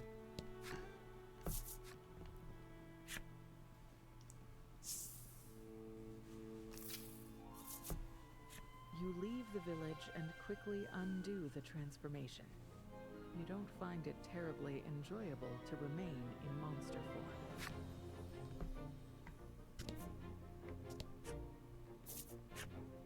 Will we just immediately transform back? The fairy powder to change form into a monster and slip back into the town of monsters. Alright, so yeah, just transform me whenever I enter and whenever I leave.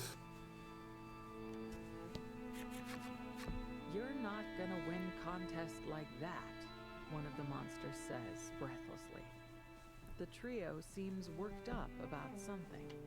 When you ask what kind of contest it is, the monsters leap around and reply, jumping contest.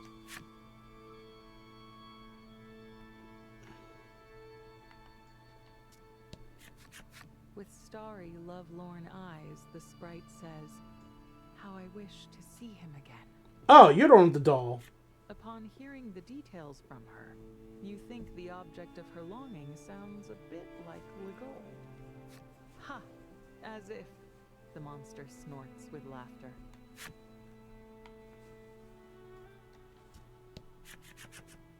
The doors of the magnificent mansion open, and a delightfully fluffy monster comes out. The monster says, spend all the time you want. Our village is yours. It looks as though this is the local mayor. The mayor looks at Polka in surprise, and then narrows his eyes. He explains that Polka reminds him a lot of a friend of his from long ago. Hoping to win the mayor over, Polka rattles off a lie. Yes, I'm his descendant. The mayor is apparently the credulous sort, and is convinced. He offers a memento of his old friend. Thunderstaff. The staff of a famous magician. Is that his legendary weapon? +9 attack, free speed, and free defense.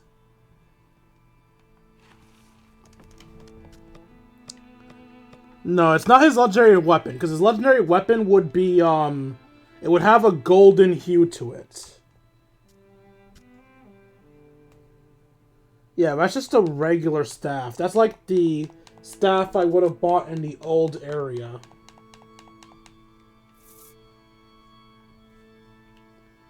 I mean, I guess it's good for if the player ran out of money, didn't get the chance to get what they needed.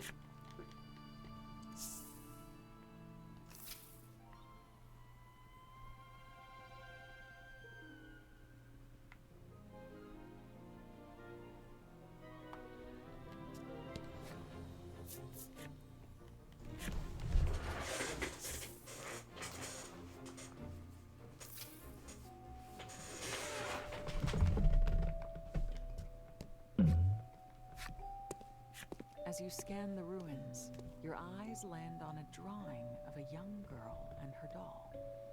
You pick it up from the floor. The doll looks rather familiar. Your eyes go wide. You tear open your pack and take out the bloodied doll. It must have belonged to the little girl who lived here. Your companions call your name and point to the floor where you picked up the drawing. You look back down at the floor and notice a plank that doesn't quite look like the others. You pry the plank loose, revealing a treasure chest hidden beneath the floor. Inside is a piece of equipment in almost pristine condition. You take the equipment from the chest and place the bloodied doll inside. I will avenge you, you whisper. The Heaven's Grace armor.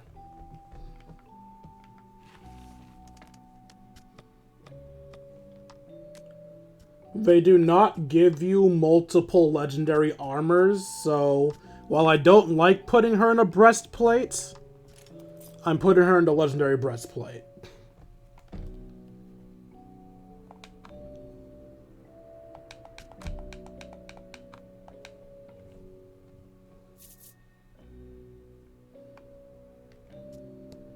Some of the weapons on display look like tools of torture. Legol says, "We've searched this place enough. Let's go."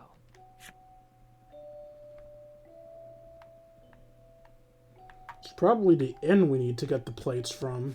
This ruin looks as though it may have been an inn. Unfortunately, there isn't a single piece of dishware to be found. They must have all been taken already.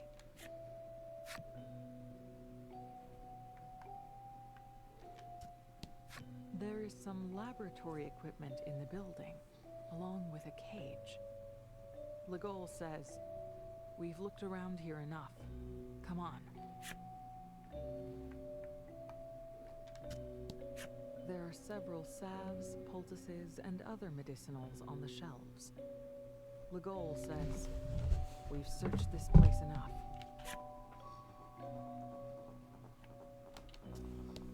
There is a single word written in crude lettering on the wall. Help. Highly unsettling though it may be, you carefully search the area and find a plate on the floor.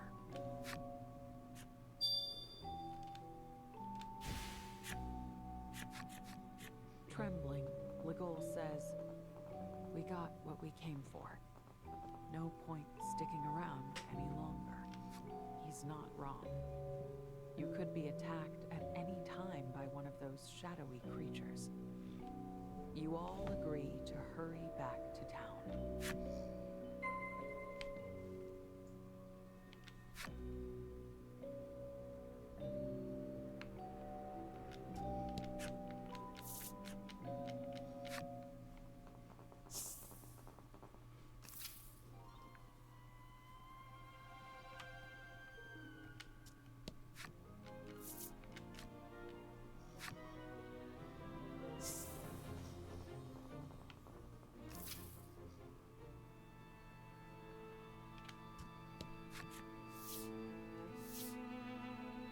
The monster accepts the plate from you and immediately sets about preparing food for the pets. Yo-ho! Soup's up! You hear the shuffling of feet on the floor as the hungry pets answer the owner's call. Is it gonna be humans? Realize what the pets humans. Yeah, I saw that coming. Eat up. You're all very, very important gifts. The monster coos with a smile.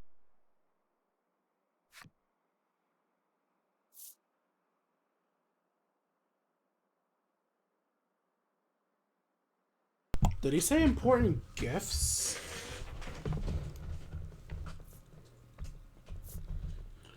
We've done everything we can in this town. You can't turn a blind eye to this. This is barbaric. How dare you treat humans this way? We'll just ignore the fact that we treat monsters this way. The monster looks at you in surprise. What you talking about? You draw your weapon and brandish it at them.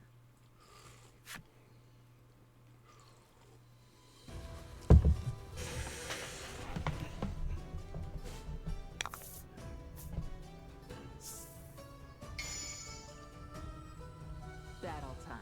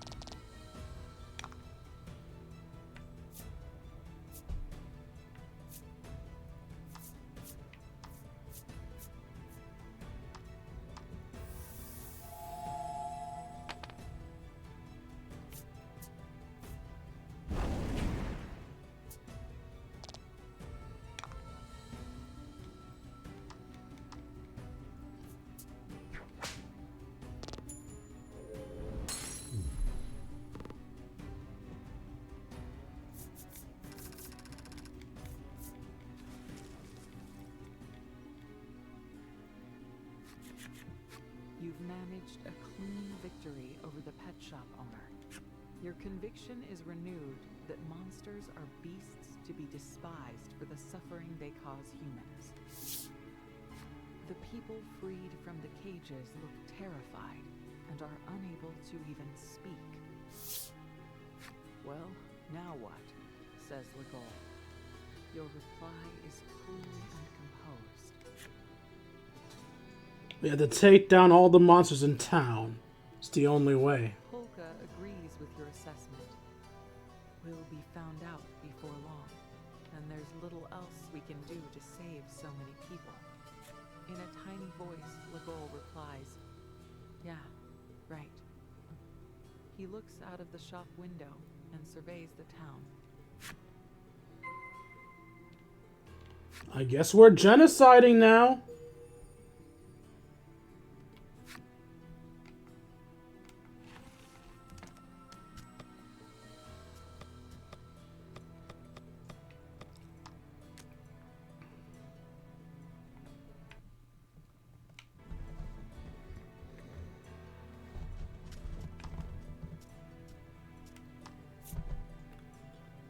This creature spends its days lazing about in a stupor is a testament to its nearly uncosted spot atop the monster's hierarchy.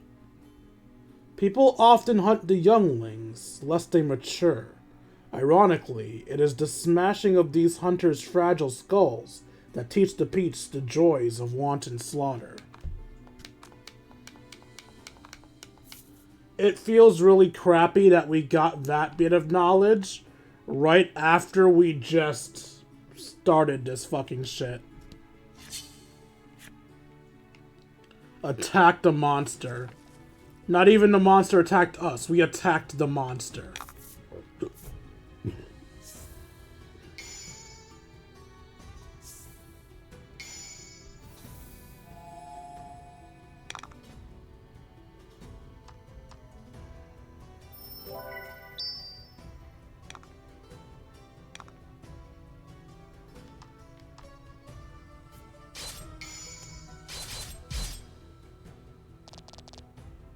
Sometimes you get lucky.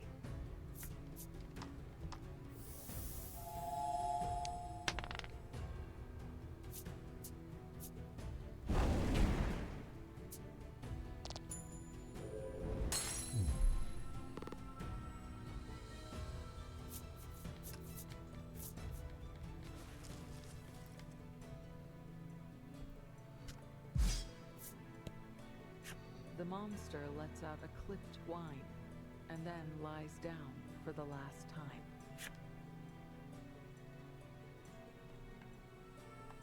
I don't feel great about this. I mean, I don't think it was cool that they were capturing humans, but like, we do the same things to monsters. We really are just hypocrites.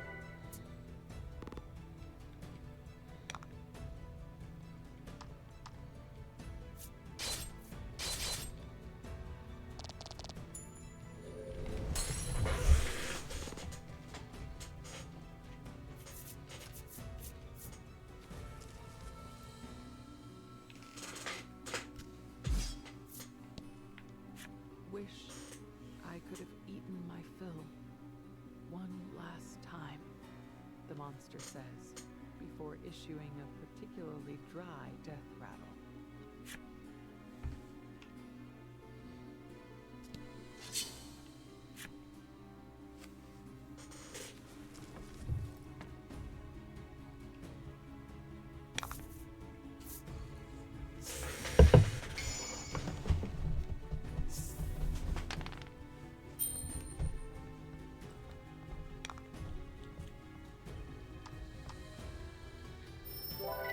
So I should avoid things that require dice rolls.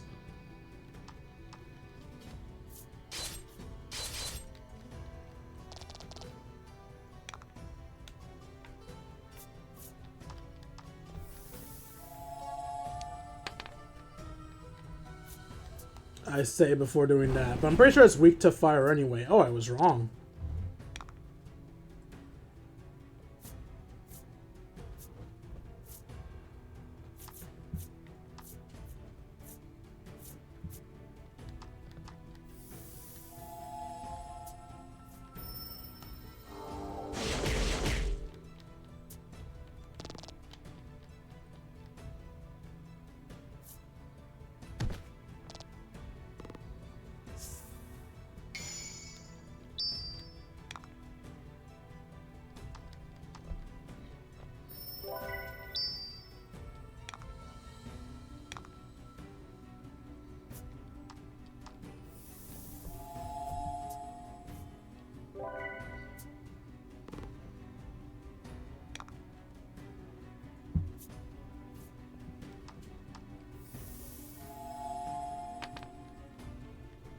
Really? Again?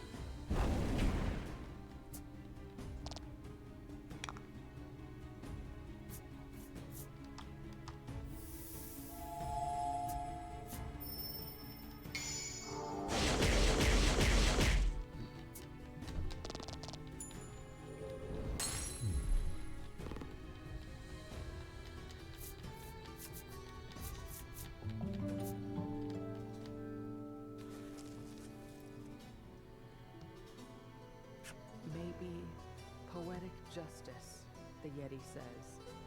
These words are its last. The establishment no longer has anyone to attend it. So I can't rob the store. Disappointing.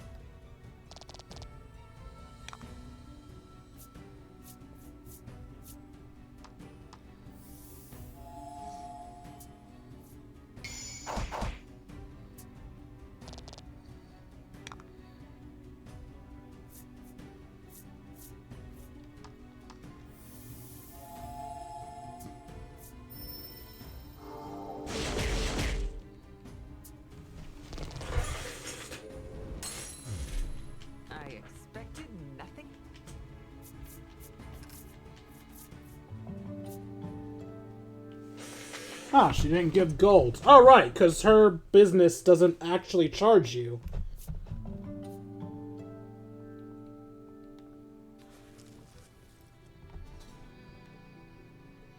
At last, true rest, the monster says, before its eyes close forever.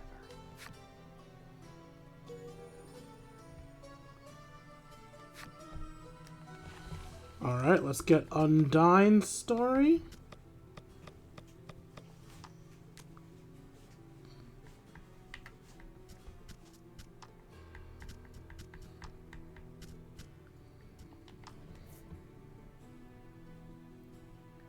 These sweet, gentle creatures are infamous for falling in love with human men and giving themselves over to them out of a sense of love, deeper and more profound than any lake.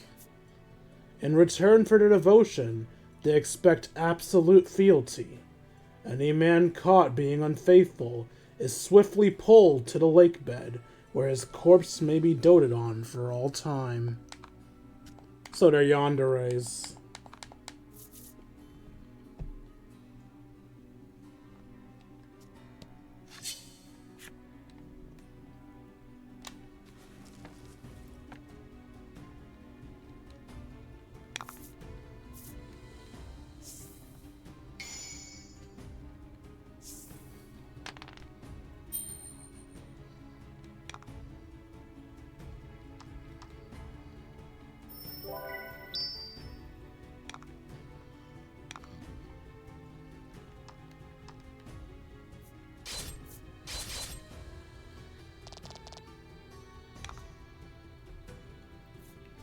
Pretty sure slimes are weak to fire, so even though it'll automatically be ones, still be worth it because weak.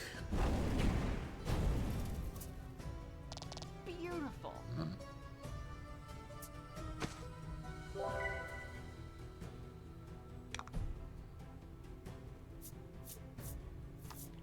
That feels so weird. Seeing an enemy use an item.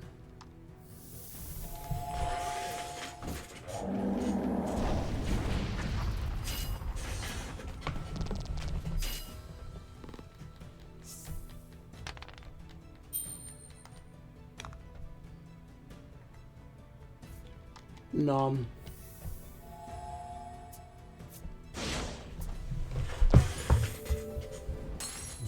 Hey Twitch, if you could stop closing, that would be great.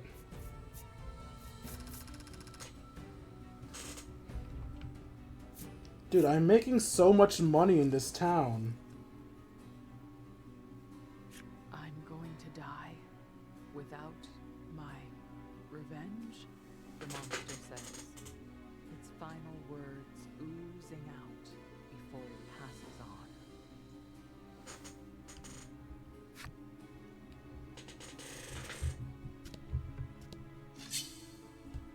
I wonder who it is that needs revenge against. I'm not surprised it was Ron, because like I said, this all feels shitty. Get up.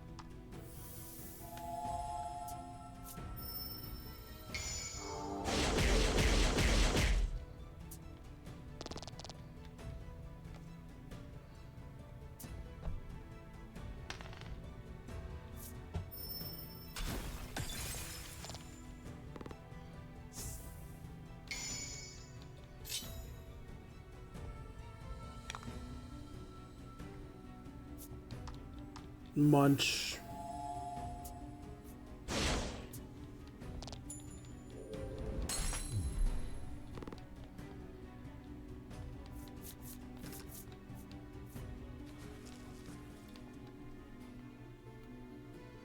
I've already lost my body.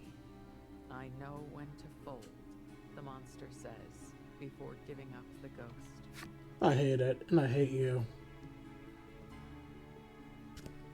Interesting, the mayor isn't even fightable. The door to the mayor's residence is locked up tight. You should focus on dealing with the monsters outside first.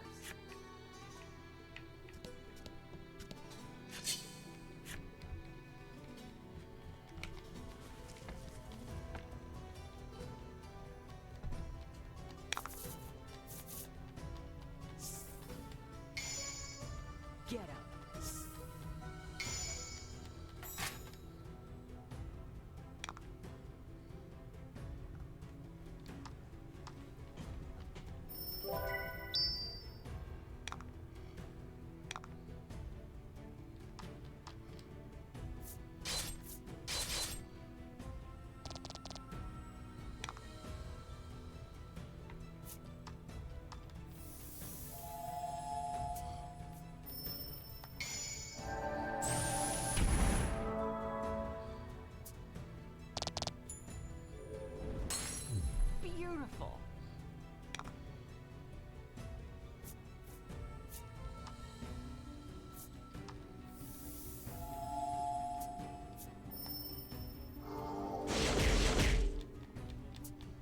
So close.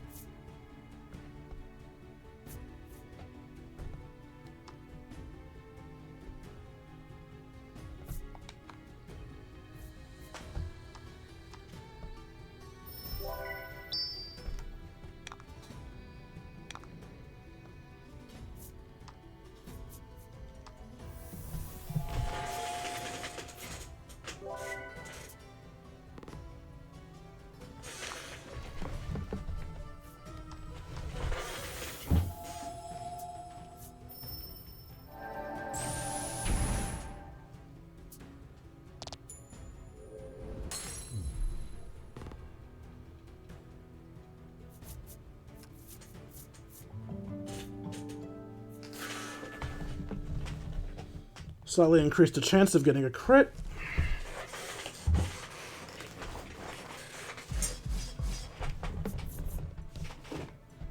We practiced so much, the monster says.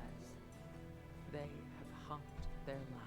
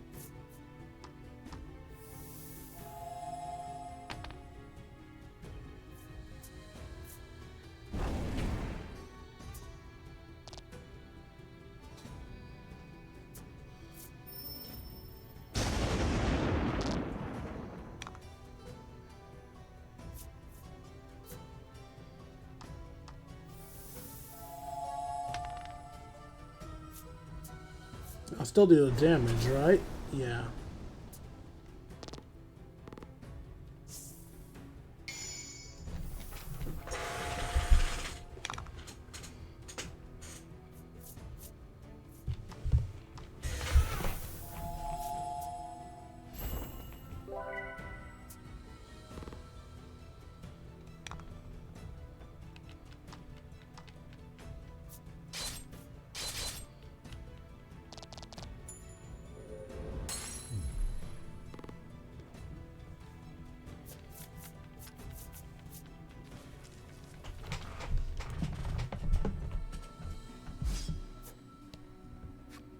I could have seen him one more time, the monster says before issuing its dying breath. It looks like you've defeated all of the monsters in the village. You decide that there's no longer any need to remain in monster form and undo your transformations. But at that moment, a giant monster stomps up to your group. I'm not letting you run amok any longer. The monster's teeth gnash in fury. Seeing you and Legol has jogged something in its memory. You people from Subterran Village. Your eyes go wide hearing the creature's words. You remember that scar on its eye. It can't be. Was this the monster that attacked the subterranean village? Maybe this is why I came back alive. To avenge friends you killed. Never would you have imagined you'd run into this monster here. You grab your weapon and let out a guttural scream. Yeah, I already realized this was basically a complete 180 of our situations, but that dialogue just makes it much more obvious. What the fuck? 42 attack! You have a history with this one. But don't lose your cool.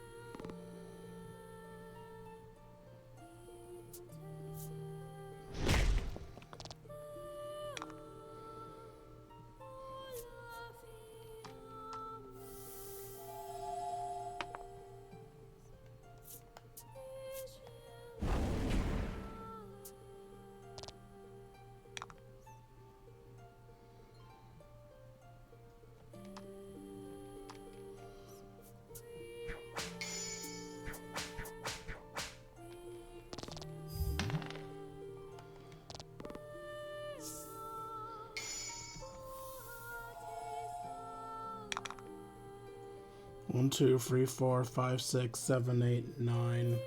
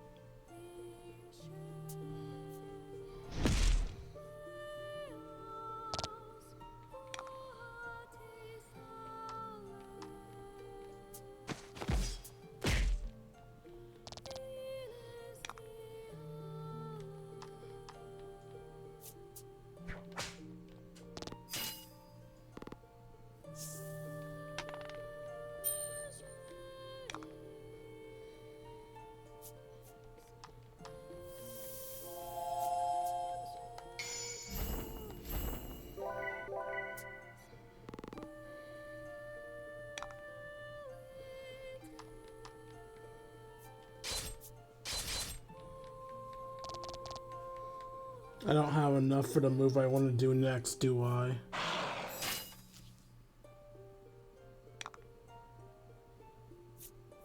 Oh no, I do.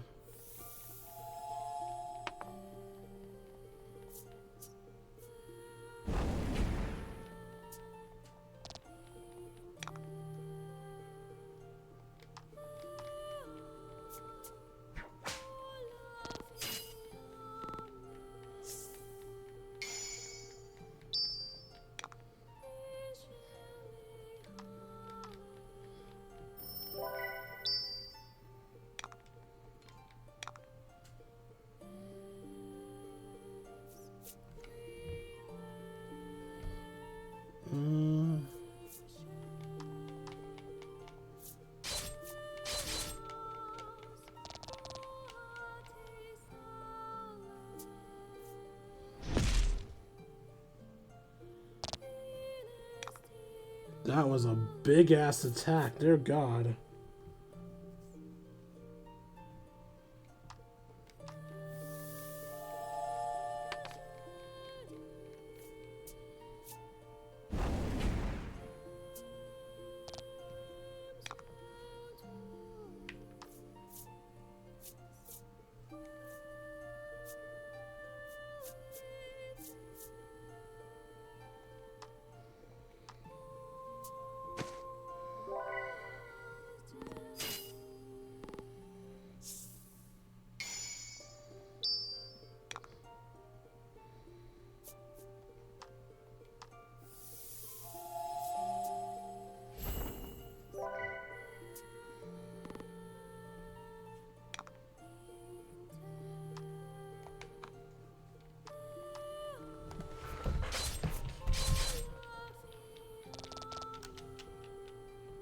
Well, you were getting there.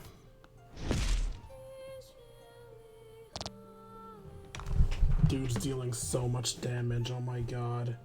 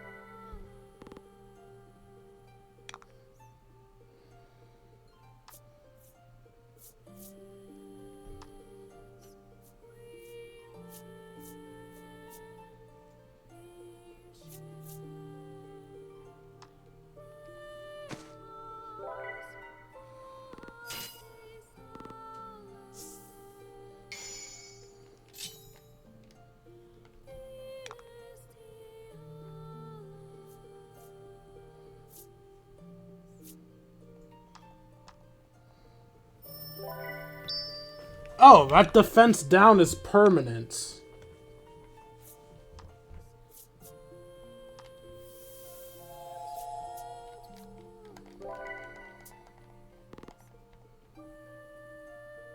Okay, you are falling this turn. Oh no, you survived just barely. Trawless fall, though.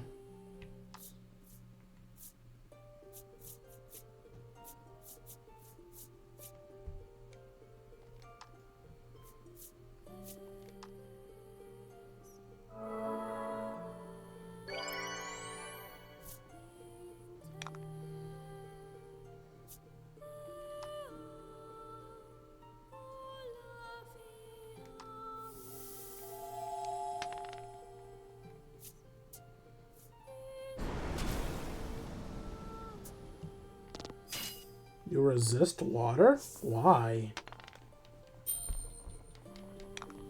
Everything rolled is a 6.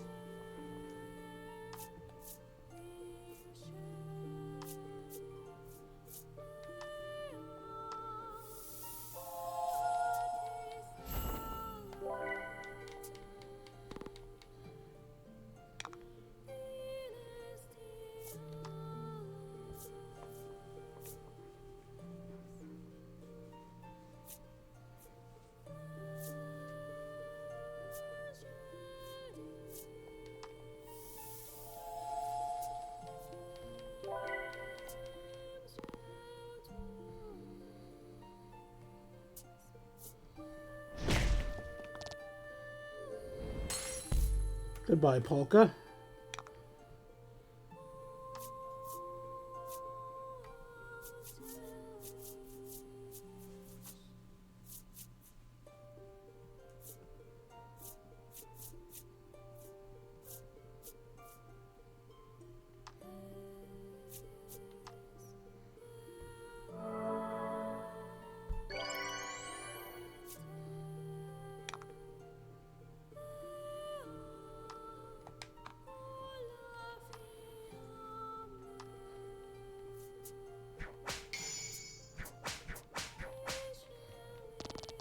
Okay, we're getting close to winning this match.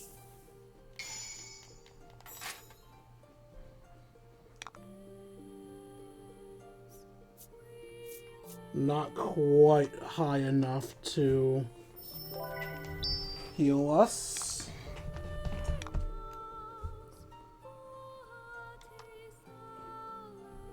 Yeah, everyone can survive this round, so we should be able to kill him this round.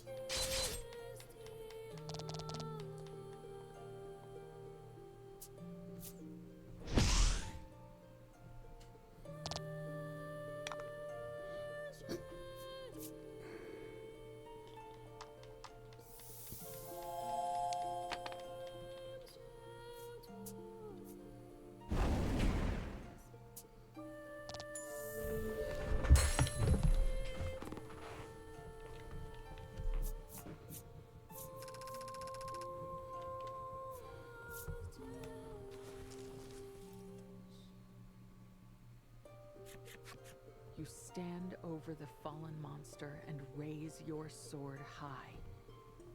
This is for everyone you killed. Looking at you, the monster speaks in a soft voice. What you did here, any different? The scarred monster destroyed your home, and now you've destroyed its. Me, you, exact same. Shut up. He's not wrong. He steps forward and thrusts his sword at the monster in your place. You shake your head and stop him. You know you have to do this yourself.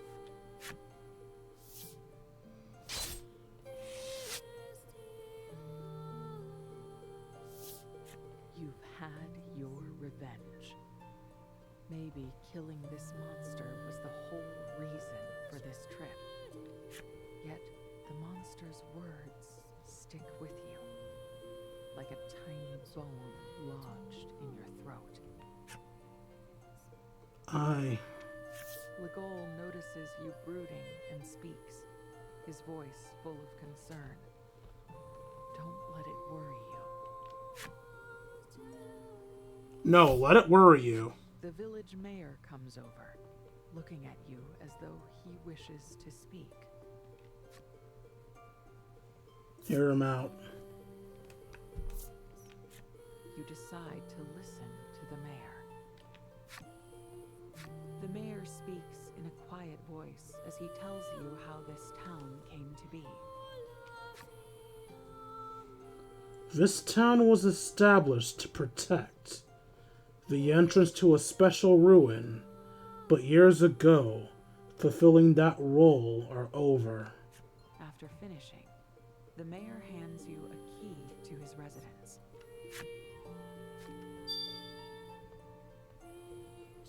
Key to the Monster Town residence. It's scratched up like someone was munching on it. Because he didn't have hands. He had to have it in his mouth. He explains that the entrance to the ruins can be found in the basement of his home. There is something there. A truth you ought to know. He continues. Now my duty is done. Will you kill me quickly? I miss my friend. It's time I go to see him.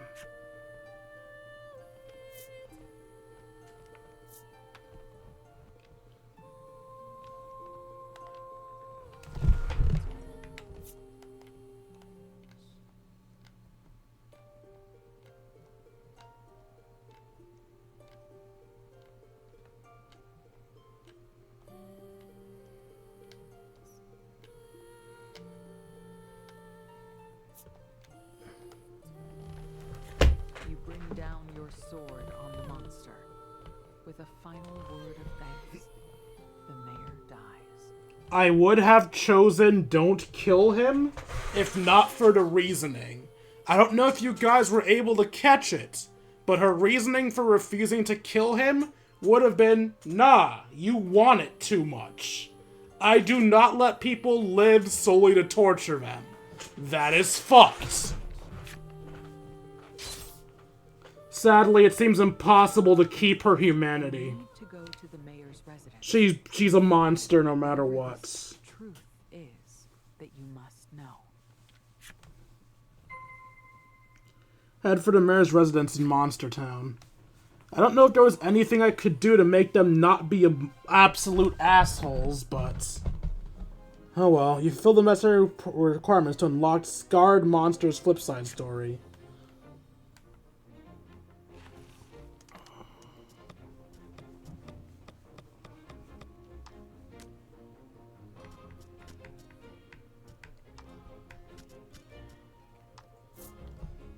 The troll's boundless appetite is such that one could eat an entire village's worth of humans and still feel hungry afterwards.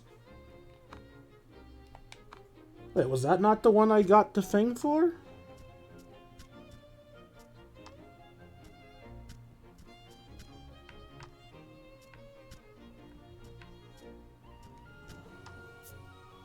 That's a Yeti. That's a furry aberrant.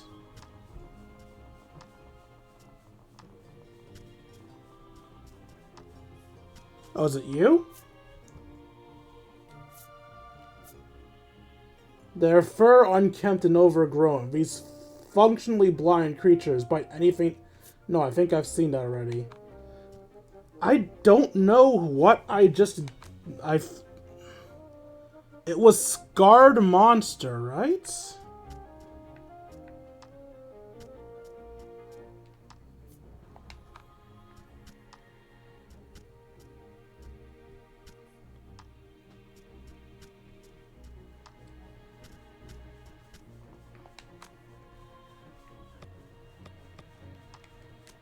Is the Scarred Monster a character?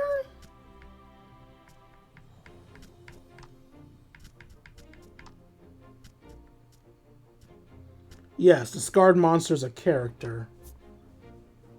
He will take from them their food, their land, their loved ones. We will take from them until they are eradicated. We will take from them their food, their lands, their loved ones. We have to, before they do the same to us.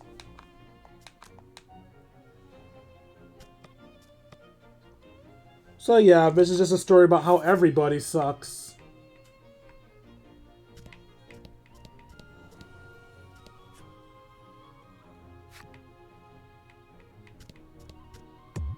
And yeah, since I chose not to grind, I can't get the weapons. I can't buff my weapons. Ho there! You don't even need to look to know whose voice it is anymore. It's the merchant. What's up? I just genocided people. Vivacious waving with a little wave of your own.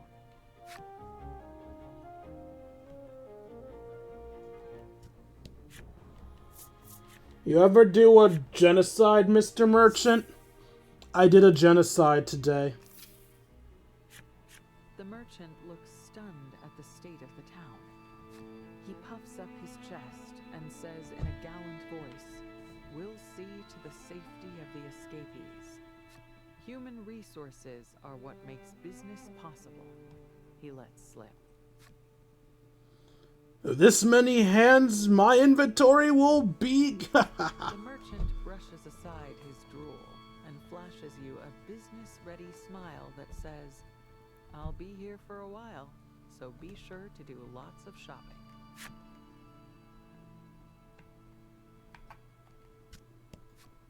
The elderly man keeps repeating the same thing. What I wouldn't give for a nice piece of well-cooked beef.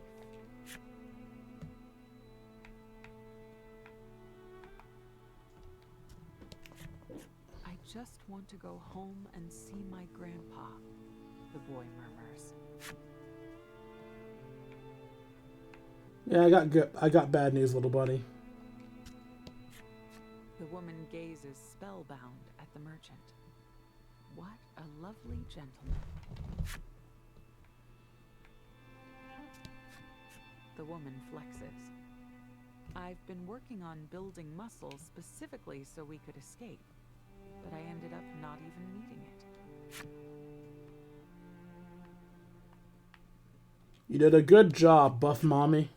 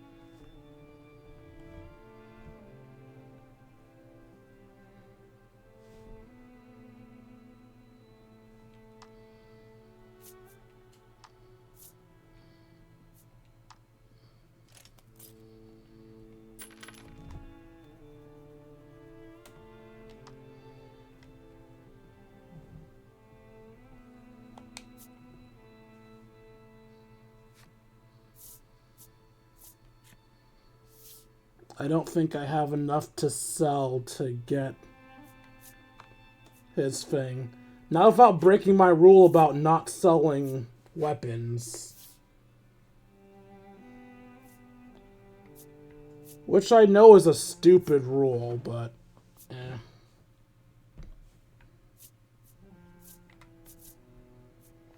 I don't need 2 Thunderstaffs.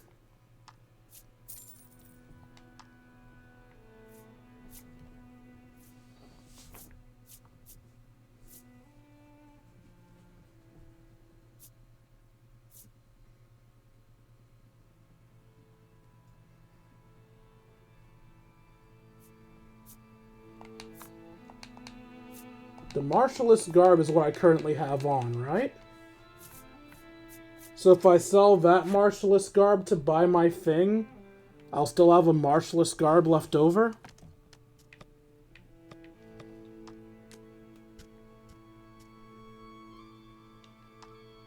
Yeah, I have a Martialist Garb.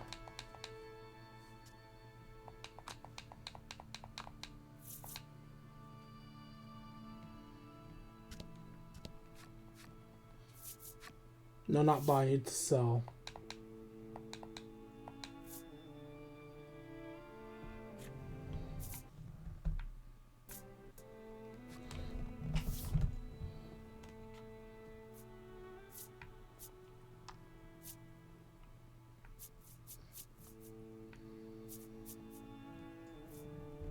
Yep, that'll give me enough.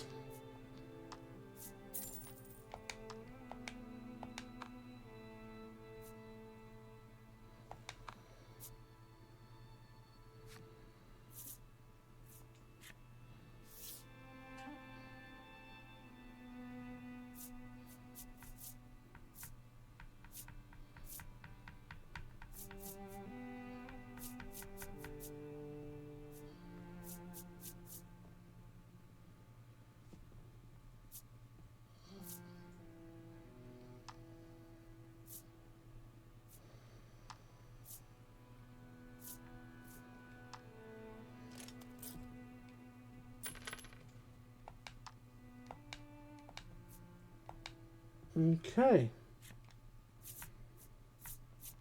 We now have the maximum equipment we can get.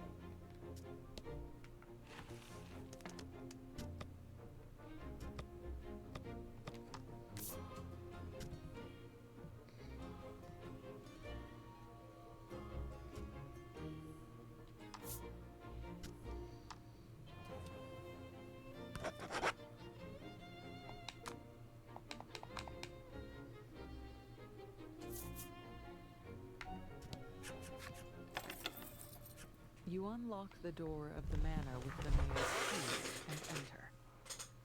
A quick search turns up a staircase leading to the basement the mayor mentioned. Trollis points down and asks, "Truth down there?" Polka mutters, "What could it be we ought to know?" Legol's eyes are fixed ahead. He does not say anything. You swallow hard, and then gingerly take the first step down the stairs to the basement.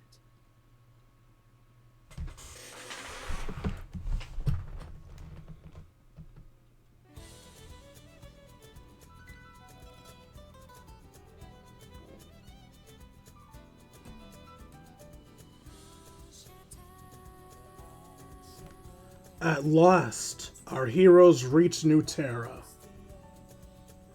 A vast tract of land stretches out before them, upon which sits a village where monsters keep humans pets. Something that's too fast, stunned by this strange turn of events. We genocide. Our heroes fight to free those imprisoned.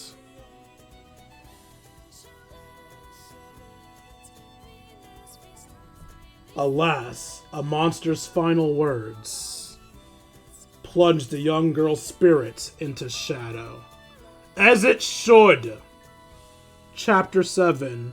Past is Prologue. What? I mean, that's objectively true. The prologue is the past. What the fuck does that title mean? Down the stairs. As you make your way through the dark, the words of the scarred monster come back to you.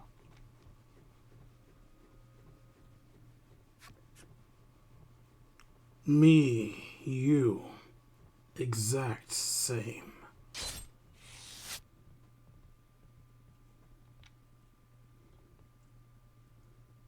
Did you have a second card of him just to do that again? Living in their town. They grieved for the deaths of their fellows and sought revenge. The thought sticks in your mind as you make your way forward. Before you know it, you've found your way into a cold, unnatural-looking passage.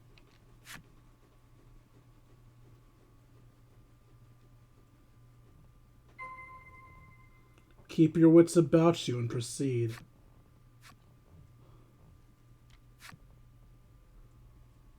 Spoopy.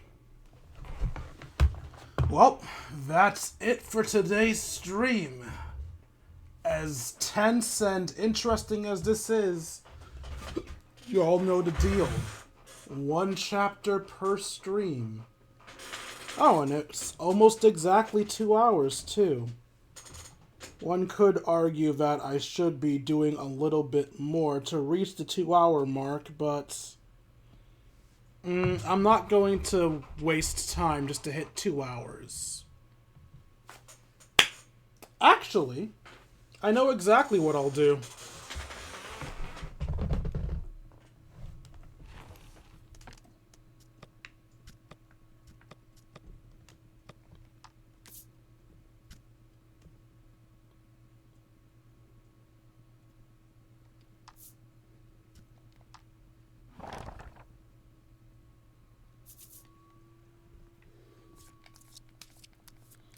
To hit the 2-hour mark, because I feel required to have a stream of at least 2 hours, let's do some side quests. Because this is one of the rare times where you can side quest before going up to the main story. Our current side quest is to get a 2-star purple slime. So let's go whoop some purple slime ass.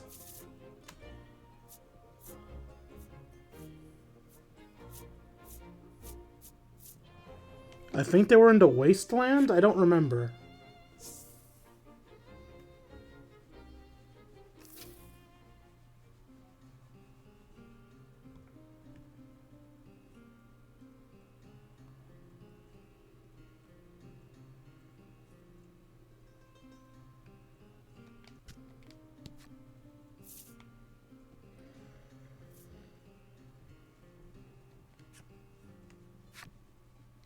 No, it was the desert, because it would be near the, Fire Primal's place, right?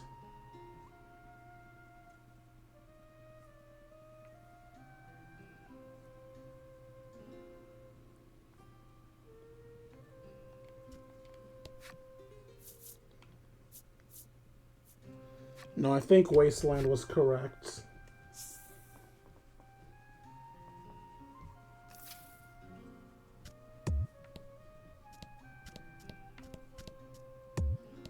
The fire's out, but it's Not exactly safe. Understood.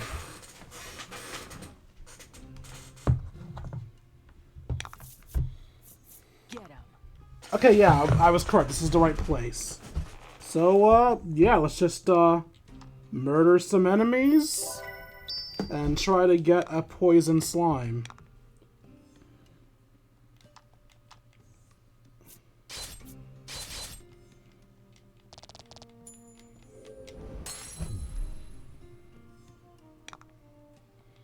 We want to keep going till we can get a 2-star slime.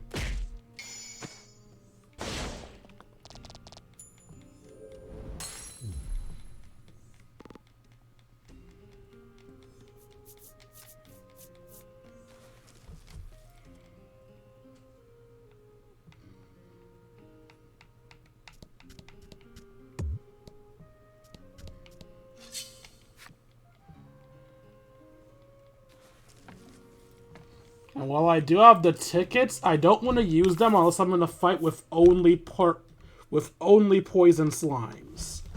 Because if I'm in a fight with only poison slimes, I can guarantee that if I get an attack-based card, it will be purple slimes.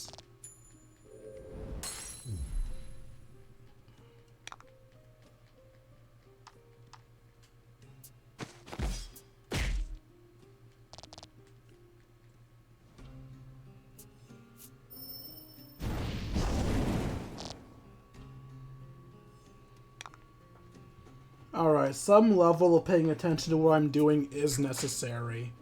I mean, it's not like I'm in any actual danger. Obviously, I still massively over-level these things and can take them out fairly easily. But if I waste so much time and get too cocky, it isn't impossible for them to get me and kill me.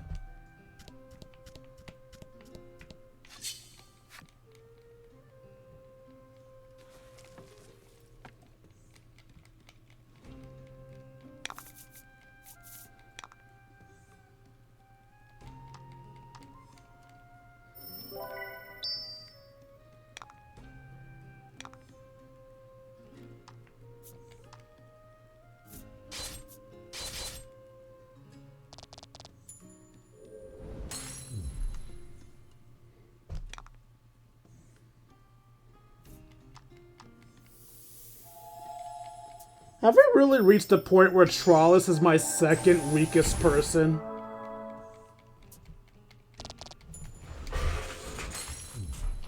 I expected.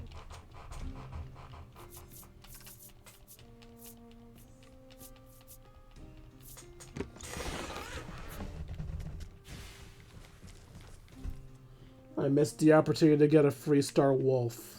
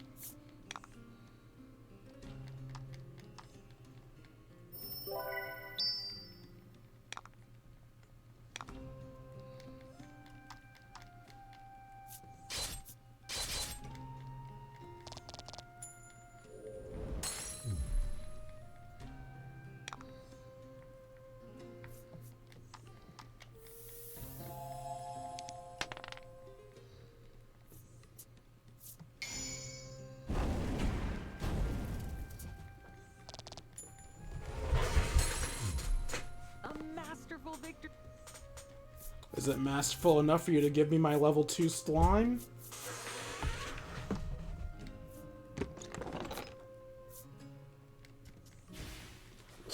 Level 2 slime wasn't even an option.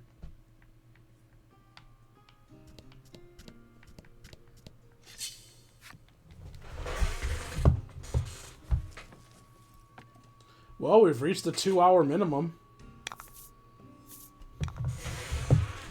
Okay, this is what I want.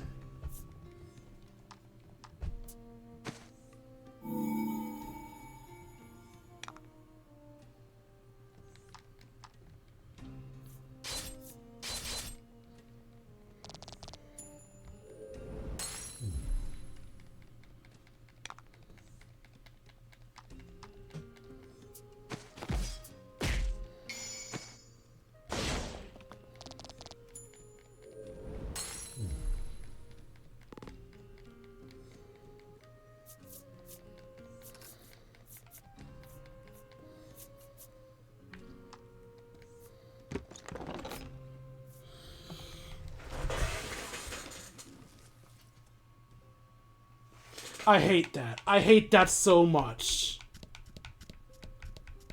The first one is almost always the wrong one, but when I don't choose it, it's exactly what I want. I hate that so much. The gods themselves wish to irk me, and they are succeeding.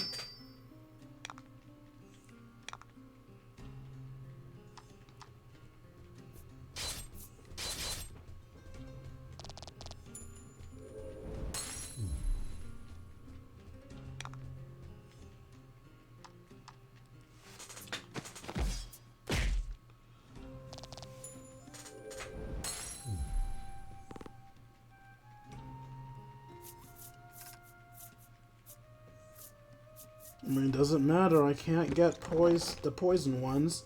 And look, once again, I go back to my first one, and the second one's the best one.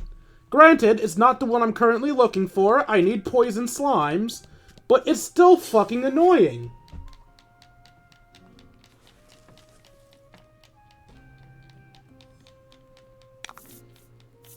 Battle time. It's battle time. It's battle time, battle time.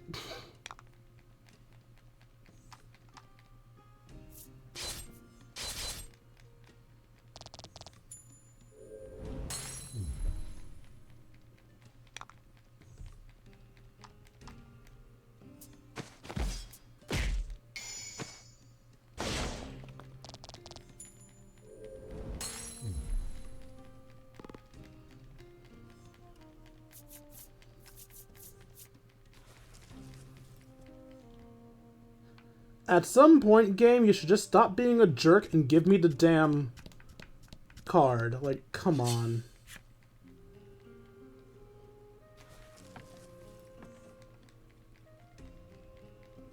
No one likes grindy busy work.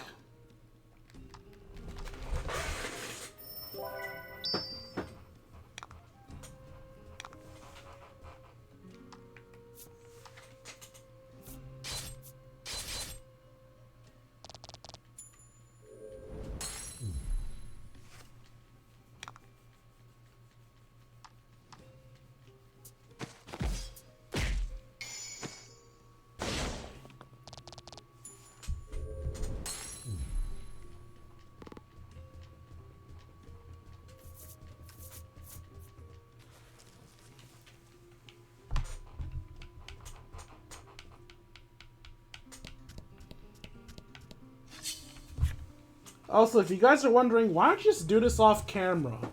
I did genuinely consider it, but as you recall, well, as you might recall, there are little comedic cutscenes after each time you do a side quest, where he shows what he's using the monster you collect for. That is why I'm not just doing these off camera. Because I feel like, because of the fact that there's little comedic scenes, connected to it, but I need to show you guys the scenes. So, I have to show you me giving him the monsters on camera. Not the getting of the monsters, but the actual giving of it. Still not the right one. Because, of course, now it was the last slot.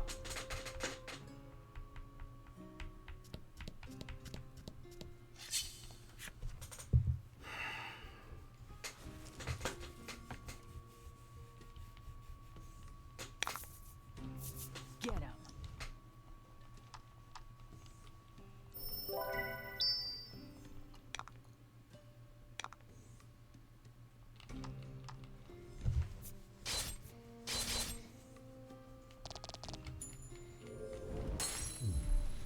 It should still be able to it should still be possible to get the 2 stars without the good fortune things, right? Sure hope it is.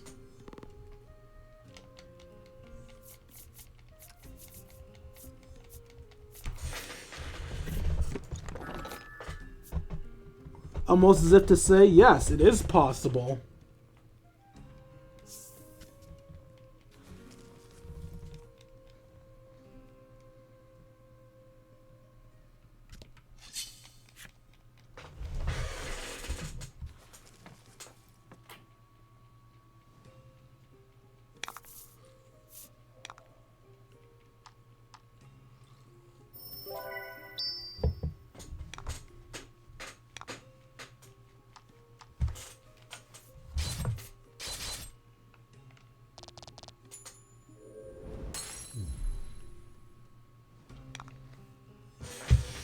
Oh, my phone's dying.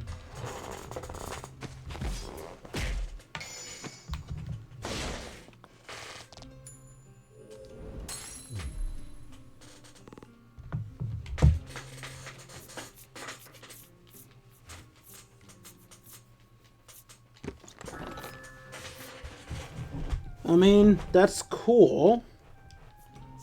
Not really what I need right now, but cool. I guess.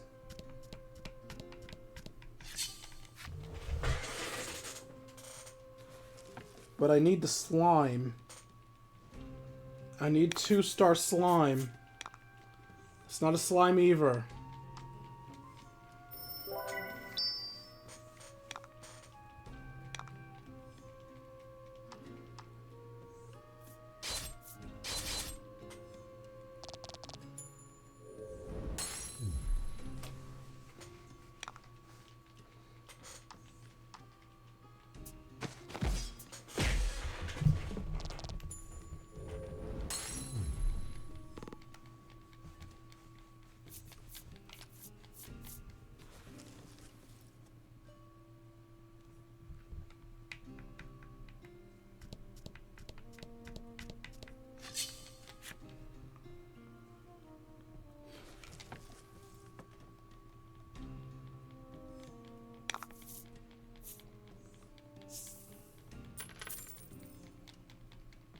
Battle time.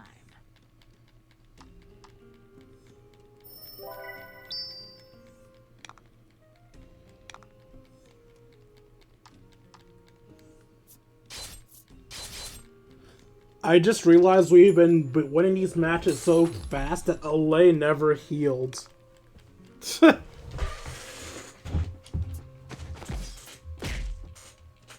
We're winning these matches so fast, the only person that can heal is Legal.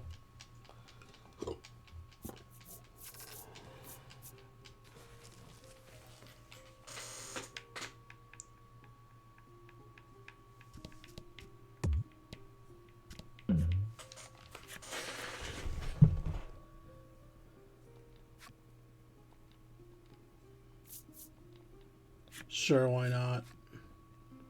Enter the stolen. Here the proprietor calls to you. Welcome to my exchange stop. I'll pay good money for your goods. But this will determine how good the money is. You can revealing a die. Okay. 6.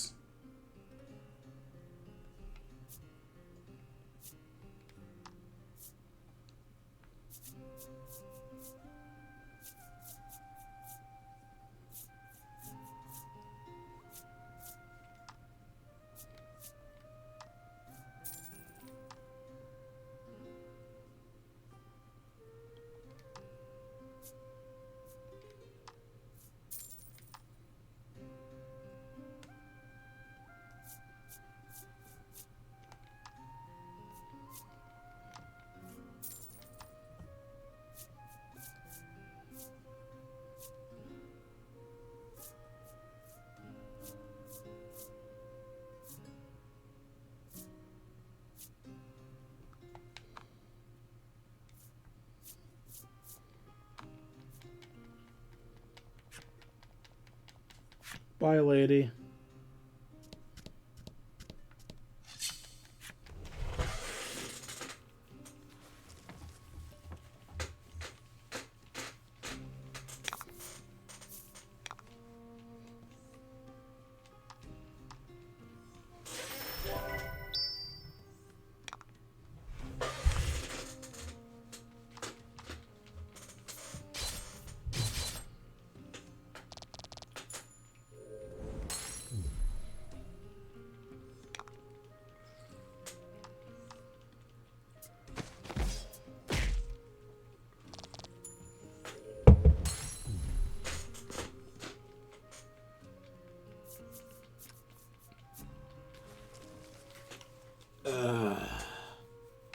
Just give me the poison slimes, damn it.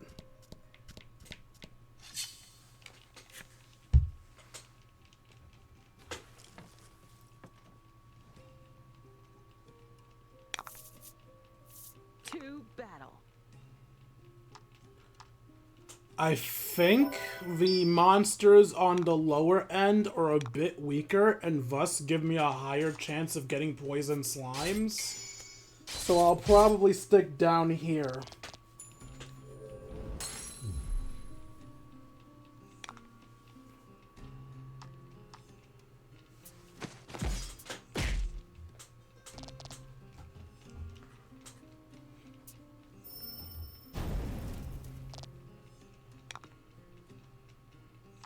Well, at least you attack someone who can heal off of you.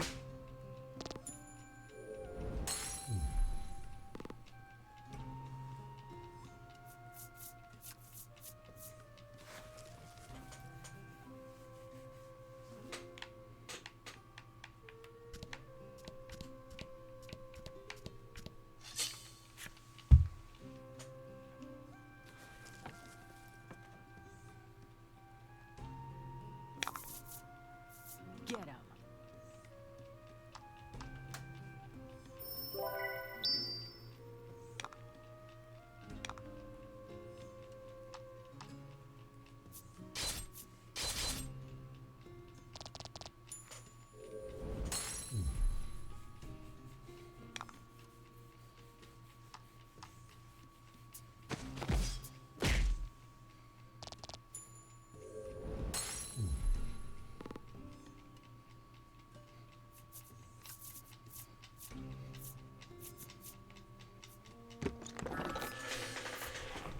Once again, not what I need. I need the poison slimes. Please, for the love of God, just give me the damn poison slime. The most annoying thing about this is that I actually really liked the Voice of Cards series. I consider them very good games. But the fact that they make you have to grind for a side quest like this in such an inefficient and luck-based way is infuriating. Like, I genuinely consider this a really good game, but like, holy shit, they should have known better than to do this crap.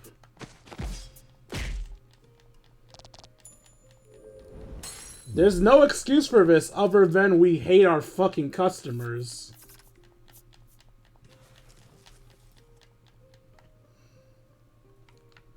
Alright, this is the last time I'm doing a battle. If the poison thing doesn't come up, I'll just try to do it off camera, and I'll do the cutscene when I do the next video starting.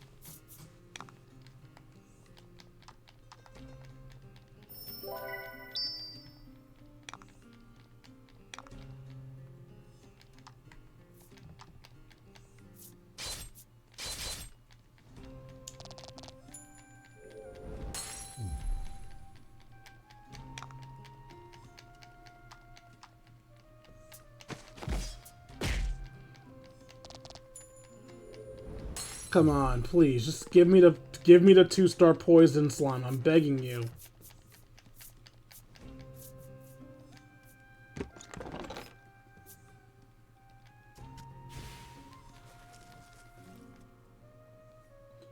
Alright, yeah, okay, I give up. I don't want to use up all of you guys' time with this crap. And we've definitely hit the point where the stream's been 2 hours now, so I'm just going to end the stream here. Hope you guys enjoyed the stream, what I enjoyed made for you all. If you enjoyed and want to see more of my content, you can find me at youtube.com/KingD353. Again, that's youtube.com/KingD353.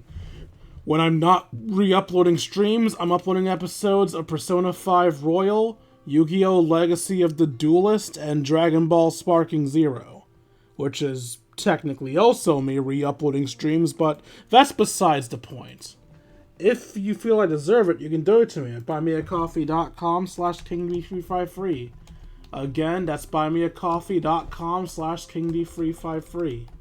Every donation's appreciated, and for as $1, you can get a shout in these videos. Donate a little bit more than $1, and you get bonuses inside of my Discord.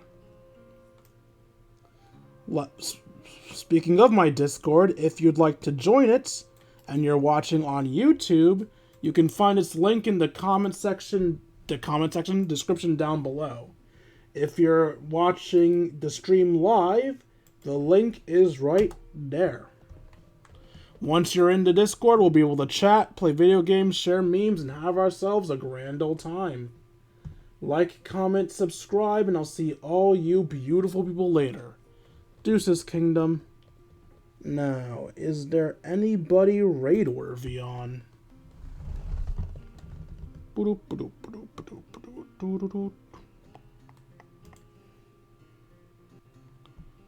Raidables. Nope. Raidables.